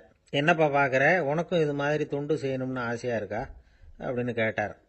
அதுக்கு அந்த பையன் சொல்கிறான், அப்படி இல்லைங்க, நீங்கள் ஆணி அடிக்கிறப்போ கையில் சுத்தியால் அடிச்சுக்கிட்டா எப்படி துடிப்பீங்க, எப்படி கத்துவீங்கன்னு தெரிஞ்சுக்கிறதுக்காக அதை பார்க்கணும்னு ஆசை, அதுக்காக தான் காத்துக்கிட்டு இருக்கேன் அப்படின்னு. நான் நம்பிக்கை இல்லைன்னா இந்த உலகத்தில் நாம் நடமாடவே முடியாது. அவநம்பிக்கையோடு இருந்துக்கிட்டு இருந்தா என்னைக்கும் அவஸ்தை தான். நாம் நம்புறது நடக்குதோ இல்லையோ அது வேற விஷயம். ஆனால் எதையும் நம்பி தான் நாம் அடி வைக்க வேண்டியிருக்கு. வேற ஒன்றும் வேணாம், ஒரு லாட்ரி சீட்டு வாங்குகிறோம், அது எங்கே நமக்கு விழப்போகுது அப்படிங்கிற அவநம்பிக்கையோடவா வாங்குகிறோம்? பரிசு நமக்கு தான் அப்படிங்கிற நம்பிக்கை உள்ளூர இருக்கிறதுனால தான் அதை வாங்குகிறோம். இருந்தாலும் முடிவு வேற மாதிரி ஆயிடுது. அதுக்காக மனசு சோர்ந்து போகிறதில்ல. அடுத்த மாதமும் சீட்டு வாங்குகிறோம். இந்த நம்பிக்கை தான் மனித வாழ்க்கைக்கு ஆதாரம். ஒரு கடையில் போய் டீ சாப்பிட்றீங்க, அந்த டீ நல்ல டீ தானா, அதில் விஷம் கலந்துருக்குமா அப்படிங்கிற சந்தேகம் வந்துட்டுதுன்னு வச்சுங்க. அதுக்கப்புறம் அதை எப்படி நீங்கள் சாப்பிட முடியும்? நம்பி தான் சாப்பிட்ணும். ரயில் ஒழுங்காக போய் சேருங்கிற நம்பிக்கை இருக்கிறதுனால தான் அதில் ஏறி உட்காடுறோம். லெட்டர் ஒழுங்காக போய் சேருங்கிற நம்பிக்கை இருக்கிறதுனால தான் பெட்டியில் போடுறோம். சரி, நம்ம கதையெல்லாம் நம்மளோட இருக்கட்டும். மனித நம்பிக்கை எந்த அளவுக்கு உறுதியாகவும் அறிவுபூர்வமாகவும் இருக்கணுங்கிறதுக்கு அலெக்சாண்டர் வாழ்க்கையில் நடந்த ஒரு சம்பவத்தை உதாரணமாக சொல்லலாம். இந்த உலகத்தையே ஜெயிக்கணும்னு புறப்பட்டார் அலெக்சாண்டர். ஒரு கட்டத்தில் அவர் சிட்னஸ் நதி கரைக்கு சேர்ந்தார். அந்த சமயத்தில் அவருக்கு கடுமையான நோய் வந்துட்டுது. அவர் கூடவே வந்திருந்த கிரேக்க வைத்தியர்கள் என்னென்னமோ முயற்சியெல்லாம் பண்ணி பார்த்தாங்க. இருந்தாலும் அலெக்சாண்டருக்கு வந்திருக்கிறது என்ன நோய்ங்கிறத அவங்களால கண்டுபிடிக்க முடியல. ஏன்னா அந்த பகுதியில் உள்ளவங்களுக்கு மட்டுமே அதிகமாக வரக்கூடிய ஒரு வினோதமான நோயாக இருந்தது அது. ஆனால் அவர் இருக்கிற இடம் எதிரியோட இடம், பாரசீக மன்னனோட ஆளுகைக்கு உட்பட்ட இடம். என்ன பண்ணுறது அப்படின்னு எல்லாரும் யோசனை பண்ணாங்க. பாரசீக மன்னனோட அரண்மனையில் இருக்கிற வைத்தியர் வந்தால் இந்த நோயை குணப்படுத்தி விடுவார் அப்படின்னு சொன்னாங்க. இருந்தாலும் எதிரியோட நாட்டில் இருக்கிற வைத்தியரை கூப்பிட்டு எப்படி நம்பி வைத்தியம் பார்க்க சொல்கிறது அப்படின்னு சொல்லி எல்லாரும் தயங்கினாங்க. ஆனால் அலெக்சாண்டர் தயங்கலை. பரவாயில்ல, அழைச்சிட்டு வாங்கன்னு விட்டார். உடனே அவரை போய் அழைச்சிட்டு வந்துட்டாங்க. அவர் வந்தார். அலெக்சாண்டர் உடம்பை பரிசோதனை பண்ணி பார்த்தார். சரி, இதை குணப்படுத்தி விடலாம், பயப்பட வேண்டியதில்லை. ஆனால் இதுக்கு ஒரு மூலிகை ரசம் தயார் பண்ணி கொடுக்கணும். நான் போய் அதை தயார் பண்ணிவிட்டு 2 நாளில் திரும்பி வந்துடுறேன் அப்படின்னு சொல்லிவிட்டு போனார் அந்த வைத்தியர். அதே மாதிரி 2 நாளில் திரும்பி வந்தார் மூலிகை ரசத்தோட. இதுக்கு இடையில் அலெக்சாண்டரோட தளபதிகளில் ஒருத்தர் ரகசியமாக ஒரு எச்சரிக்கை கடிதம் கொடுத்து அனுப்பியிருக்கிறான். அதை வாங்கி என்ன விஷயம்னு பார்த்தார். இப்போ உங்ககிட்ட வந்திருக்கிற எதிரி நாட்டு வைத்தியரை நம்பாதீங்க, அவன் கொண்டுகிட்டு வந்திருக்கிற மூலிகை ரசத்தில் விஷம் கலந்துருக்குது அப்படின்னு அதில் எழுதியிருக்கு. அதை பார்த்தார் அலெக்சாண்டர். இருந்தாலும் கொஞ்சம் கூட அலட்டிக்கல. வைத்தியர் கொடுத்த மருந்தை வாங்கி கடகடன்னு குடிச்சுட்டார். குடிச்சுட்டு அதுக்கப்புறம் அந்த கடிதத்தில் இருந்த விஷயத்தை அந்த வைத்தியர்கிட்ட சொன்னார். வைத்தியர் திகைச்சு போயிட்டார். தன் மேலே அலெக்சாண்டர் வச்சிருக்கிற நம்பிக்கையை பார்த்து அவருக்கு ரொம்ப வியப்பு. வைத்தியர் உண்மையிலேயே நல்ல மருந்து தான் கொண்டுகிட்டு வந்து கொடுத்துருக்கிறார், அதில் விஷம்லாம் எதுவும் கலக்கலை. அதுக்கப்புறம் அலெக்சாண்டர் அந்த வைத்தியரை பார்த்து சொன்னாராம், நம்பிக்கைங்கிற அச்சாணியை ஆதாரமாக வச்சுக்கிட்டு தான் இந்த உலகம் சுற்றிக்கிட்டு இருக்குது. எனக்கு எதிரியாக இருந்தாலும் பாரசீக மன்னர் ரொம்ப பெரியவர். அப்பேற்பட்ட மன்னருடைய அரண்மனை வைத்தியர் தொழில் நேர்மை இல்லாதவராக இருக்க முடியாது, இருக்க மாட்டார். அப்படி இருந்தால் அவரை அரண்மனை வைத்தியராக வச்சிருக்கவே மாட்டாங்க அப்படின்னு நம்பினேன். என்னுடைய நம்பிக்கை வீண் போகலை அப்படின்னாராம். இதுதான் மானுட நம்பிக்கைங்கிறது. இந்த காலத்துலேயும் இது மாதிரி இந்த மானுட நம்பிக்கையை ரொம்பவும் சாமர்த்தியமாக கையாளுகிற கெட்டிக்காரங்க சில பேர் இருக்கிறாங்க. ஒரு இந்த காலத்து குரு, அவருக்கு ஒரு சிஷ்யன். குரு முன்னாடி அந்த சிஷ்யன் ரொம்ப பணிவாக நின்று, குருவே, உங்கள் கையால் விஷத்தை கொடுத்தாலும் அதை வாங்கி மடமடன்னு குடிச்சிருவேன் அப்படின்னா.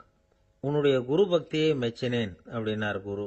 அதுக்கு அந்த சிஷ்யன், அப்படி இல்லை குருவே, உங்ககிட்ட சிஷ்யனாக இருக்கிறத விட உங்கள் கையால் விஷத்தை வாங்கி குடிச்சு விடுறது ரொம்ப நல்லது, அதனால தான் அப்படி சொன்னேன் அப்படின்னா. ஒருத்தர் முகத்தை தொங்க போட்டுக்கிட்டு ஒரு மாதிரியாக வந்தார். என்ன விஷயம்னு விசாரித்தேன். என்னுடைய நண்பன் ஒருத்தங்கிட்ட கருத்து வேறுபாடு, இனிமேல் நமக்குள்ளே எந்த சம்மந்தமும் வேணாம்னு நட்பை முறிச்சிட்டு வந்துட்டேன்னா. நண்பர்கள்னு இருந்தால் கருத்து வேறுபாடு வரத்தான் செய்யும்னு. கருத்து வேறுபாடு வராமல் இருக்கிறதுக்கு ஏதாவது வழி உண்டா அப்படின்னு கேட்டாங்க. அதை பற்றி நிபுணர்கள் சில யோசனைகளை சொல்லியிருக்கிறாங்கன்னு.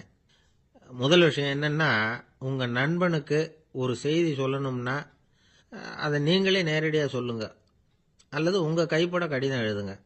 அதாவது நேரடி தொடர்பு முக்கியம்.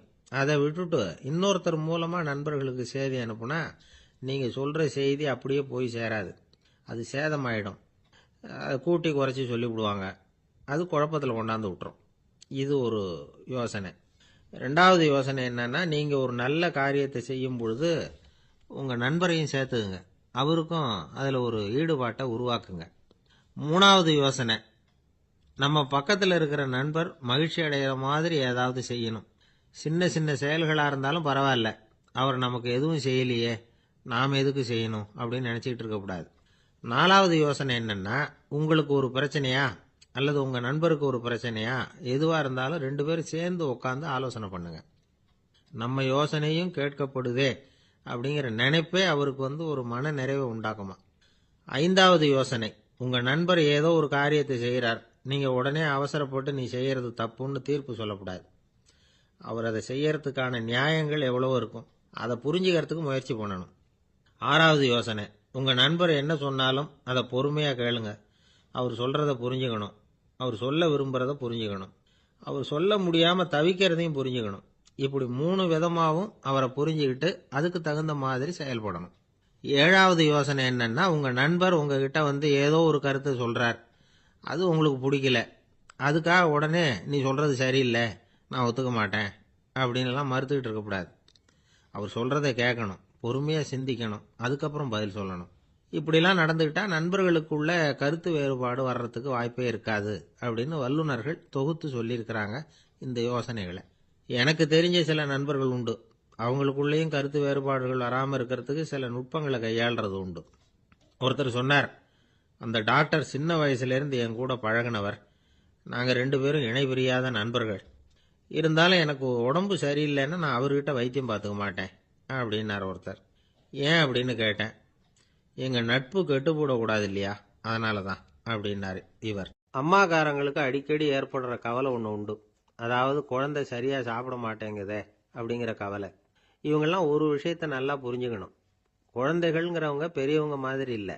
அவங்க கடிகாரத்தில் மணியை பார்த்துட்டு சாப்பிட்றதுக்கு உட்கார்ற ரகம் கிடையாது. பசிச்சா சாப்பிடுவாங்க, இல்லைன்னா விளையாடுவாங்க அல்லது தூங்குவாங்க. அது புரியாமல் அவங்கள கட்டாயப்படுத்தி அல்லது மிரட்டி சாப்பிட வைக்கிறது ரொம்ப தப்பு. ஒரு 8 மாத குழந்தைக்கு 3 மணி நேரத்துக்கு ஒரு தடவை பசிக்கும். அந்த நேரம் பார்த்து சாப்பாடு கொடுத்தா அடம் பண்ணாமல் அது பாட்டுக்கு சாப்பிட்றோம். அதே குழந்தைக்கு 1 வயசு ஆகிறப்போ 4 மணி நேரத்துக்கு ஒரு தடவை பசிக்கும். இந்த வயசில் இயற்கையாகவே பசி குறைஞ்சிருக்கும். அது புரியாமல் என் குழந்தை முன்னாடி மாதிரி இப்போ சரியாக சாப்பிட மாட்டேங்கிறான் அப்படின்னு சில பேர் டாக்டர்கிட்ட போய் சொல்லிக்கிட்டு இருப்பாங்க. இன்னொரு விஷயம், ஒரு குழந்தைக்கு வயசு அதிகமாகிற வேகத்துக்கு உடம்பு எடையும் அதிகமாகிக்கிட்டே போகாது. உடம்பு எடை அதிகமாகிற வேகம் குறைஞ்சிக்கிட்டே வரும். 6 மாத குழந்தைக்கு ஒரு வாரத்தில் 150 கிராம் எடை கூடும். ஒரு வயசில் வாரத்துக்கு 71 கிராம் எடை கூடும். இது புரியாமல் அதிகமாக சாப்பாட்டை கொடுத்து குழந்தைய கஷ்டப்படுத்தக்கூடாது. ஏன்னா அளவுக்கு மீறின உணவு அஜீரணத்தை உண்டு பண்ணிவிடும். குழந்தைக்கு ஒரு தட்டில் கொஞ்சமாக ஆகாரத்தை வச்சு கொண்டுகிட்டு போய் கொடுக்கணும். மலை மாதிரி குவிச்சு வச்சா அதை பார்த்ததுமே பசி அடங்கி போயிடும். அடித்து மிரட்டி பயமுறுத்தி குழந்தைய சாப்பிட வைக்கிற பழக்கம் இருக்குது பாருங்க, அதுக்கு ஃபுட் ஃபோர்ஸிங் அப்படின்னு பேர். இப்படி பண்ணுனா குழந்தைக்கு சாப்பாட்டில் விருப்பம் குறைஞ்சிரும். அதை கண்டாவே வெறுக்க ஆரம்பிச்சிடும். அது மாதிரி உளம் சார்ந்த பசி குறைவு, சைக்கோஜெனிக் அனோரெக்சியா, அது ஏற்படுமா. சாப்பாடுங்கிறதே ஒரு தண்டனை மாதிரி தோணும். குழந்தைகளுக்கு பிடிச்ச மாதிரியான ஆகாரத்தை கொடுக்கணும். சத்து அதிகம் இருக்குங்கிறதுக்காக அதுக்கு பிடிக்காத ஆகாரத்தை கொடுத்து கட்டாயப்படுத்தக்கூடாது. குழந்தைகளுக்கு 2 வயசு ஆகிறப்போ இயற்கையாகவே எதிர்மறை குணம் உண்டாகும். அதாவது அந்த எதிர்மறையாக பேசுறது. இது மாதிரி சமயங்களில் நாம் என்ன சொல்கிறோமோ அதுக்கு நேர்மாறாக நடந்துக்கும். ஏட்டிக்கு போட்டி. சாப்பிட சொன்னால் விளையாட போவோம், விளையாட சொன்னால் சாப்பாடு கேட்கும். இதை புரிஞ்சுக்கிட்டு நடந்துக்கணும். குழந்தை சொன்ன பேச்சை கேட்கலேன்னு கோவப்படக்கூடாது. குழந்தை வளர வளர பிடிவாத குணம் வர்றது சகஜம். கேட்டதை வாங்கி கொடுத்தாதான் சாப்பிடுவேன் அப்படின்னு பிடிவாதம் பண்ணும். வாங்கி கொடுத்துடுறது தான் உத்தமம்.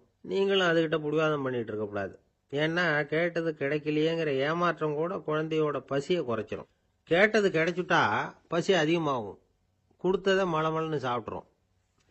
குழந்தைகளுக்கு கண்ட கண்ட நேரத்தில் சாப்பிட்றதுக்கு எதையாவது வாங்கி கொடுத்துக்கிட்டு இருந்தா சாப்பாட்டு நேரத்தில் சாப்பிடாம அடம் பண்ண ஆரம்பிச்சிடும். பள்ளிக்கூடம் போகிற பிள்ளைங்க காலை உணவை சரியாக சாப்பிட மாட்டாங்க. அச்சம், அவசரம், பரபரப்பு இதெல்லாம் தான் காரணம். பள்ளிக்கு புறப்படுறதுக்கு ஒரு 3/4 மணி நேரத்துக்கு முன்னாடியே சாப்பாடு போட்டுருங்க, அது சரியாக போடும். படிக்கிற குழந்தைகள் உடல் சோர்வு, மனச்சோர்வு இது காரணமாக கூட சாப்பிட மறுக்கிறது உண்டு. இப்போ உதாரணமாக சாயந்தரம் விளையாடி விட்டு வீட்டுக்கு வந்ததும் சாப்பிட சொன்னால் வேணாம்பாங்க. இது உடல் சோர்வு. ரொம்ப நேரம் வீட்டு பாடங்களை செஞ்சு முடித்த கையோடு சாப்பிட சொன்னாலும் அவங்களால சரியாக சாப்பிட முடியாது. இது உளச்சோர்வு, அதாவது மனச்சோர்வு. இதை தவிர குழந்தைகளுக்கு உடல் நலக்குறைவு ஏற்பட்டால் கூட சாப்பிட மறுக்கிறது உண்டு. சில மருந்து மாத்திரைகள் கூட பசியை குறைச்சிரும். அதனால் சரியாக தெரிஞ்சுக்கிட்டு குழந்தைகளை சாப்பிட வைக்கணும். அது புரியாமல் கையில் சாப்பாட்டு தட்டை வச்சுக்கிட்டு குழந்தைகளை விரட்டிக்கிட்டு அலையக்கூடாது. ஒரு சின்ன பையன் சொன்னான், எங்கள் அம்மா சாப்பாடு போடுறது தெரிஞ்சால் நான் உடனே வீட்டை விட்டு வெளியில் ஓடி போடுவேன் அப்படின்னா. ஏன் அப்படி பண்ணுறேன்னு கேட்டோம். எங்கள் அப்பா கூட அது மாதிரி தான் சார் பண்ணுவார் அப்படிங்கிறான்.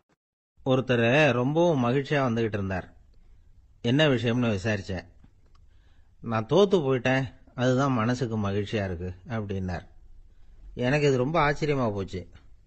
இந்த உலகத்தில் தோற்று போகிறவங்க யாரும் மகிழ்ச்சியாக இருக்கிறது இல்லை. அப்படி இருக்கிறப்ப இவர் இப்படி சொல்கிறாரே, எங்கே தோற்று போனீங்கன்னு கேட்டேன். அதுக்கப்புறம் தான் அவர் விவரமாக சொன்னார். என்னோட 5 வயசு குழந்தையோட நான் விளையாடிக்கிட்டு இருந்தேன். அந்த விளையாட்டில் என் குழந்தை ஜெயிச்சுட்டுது, நான் தோற்று போயிட்டேன் அப்படின்னார் ரொம்ப உற்சாகமாக. நான் யோசிச்சு பார்த்தேன். அதாவது நாம சின்ன குழந்தையா இருக்கிறப்போ எந்த விளையாட்டில் கலந்துக்கிட்டாலும் அதில் நாம தான் ஜெயிக்கணும்னு ஒரு வெறி நமக்குள்ள இருக்கும். நம்மளை எதிர்த்து விளையாடுறவர் நல்லவரா கெட்டவரா, பெரியவரா சின்னவரா அப்படிங்கறதெல்லாம் முக்கியம் கிடையாது. அவர் தோத்து போகணும், நாம ஜெயிக்கணும், அதுதான் முக்கியம். எதிரியை சந்தோஷப்படுத்த விளையாடுகிற கலை அப்ப நமக்கு தெரியறதில்ல.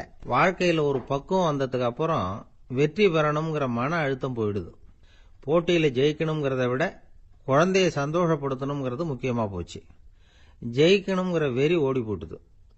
ஒரு குழந்தையா இருந்தப்போ நம்ம வளர்ச்சிக்கு உதவிய வெறி பெரியவனானதுக்கு பிறகு நமக்கு எதிரியா மாறுது.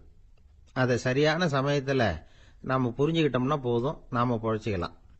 ஒவ்வொரு மனுஷனுமே வாழ்க்கையோட அடுத்த கட்ட வளர்ச்சியில அடி எடுத்து வைக்கிற நேரத்துல தன்கிட்ட இருந்து ஏதோ ஒரு குணத்தை அல்லது தன் குணம் இருந்த ஏதோ ஒரு உறவை நாம இழக்கத்தான் வேண்டி இருக்குது.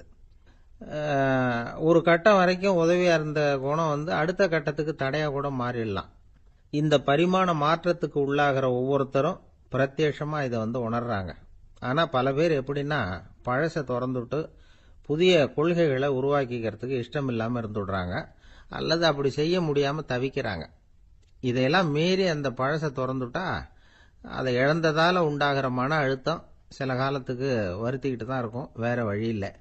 ஆரோக்கியமான ஒரு முன்னேற்றத்துக்காக அந்த மன அழுத்தத்தை தாங்கிக்கத்தான் வேணும் அப்படிங்கிறாரு அந்த உலக புகழ்பெற்ற மேதை ஒருத்தர், இந்த ஸ்காட் பெக் அப்படிங்கிறவர். பிறந்த நாள் முதல் இதுதான் சரி அப்படின்னு கற்பிக்கப்பட்டு வந்த ஒவ்வொரு தத்துவத்தையும் தங்களுடைய வளர்ச்சிக்கு தகுந்த மாதிரி மாற்றி அர்த்தப்படுத்தி கொள்ள முடியாமல் வாழ்க்கை சூழல்ல அப்படியே அரைப்பட்டு தூளாகிறவர்கள் தான் ரொம்ப தவிக்கிறாங்களாம். இதுதான் அவருடைய கருத்து. பெரும்பாலும் மனிதர்களுடைய நடுத்தர வயசுல, அதாவது 30 தாண்டுகிற சமயத்துல தான் இந்த தவிப்பு உண்டாவதுதான்.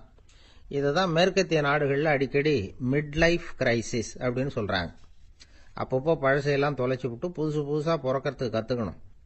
ஒவ்வொரு நிமிஷத்தையும் அந்த நிமிஷத்துக்கு ஏற்ற சித்தாந்தம் கொண்டவர்களாக சந்திப்போம் அப்படிங்கிறார் அந்த உளவியல் நிபுணர். இப்படி பழகிக்கிட்டா வாழ்க்கை இன்பமயம், இல்லைன்னா தவிப்பு மயம்தான். பழச தொலைக்க முடியாதவர்கள்ல எத்தனையோ பேர் உண்டு, எத்தனையோ ரகம் உண்டு. அதுல வேடிக்கையான நண்பர்களும் உண்டு. ஒருத்தர் நண்பர் வீட்டுக்கு போனார். அவரு ஏதோ இனிப்பு பலகாரம் கொடுத்து சாப்பிட சொல்லியிருக்கிறாங்க அவங்க வீட்டுல. இவர் சாப்பிட்டு பார்த்துட்டு சொன்னாராம், சார்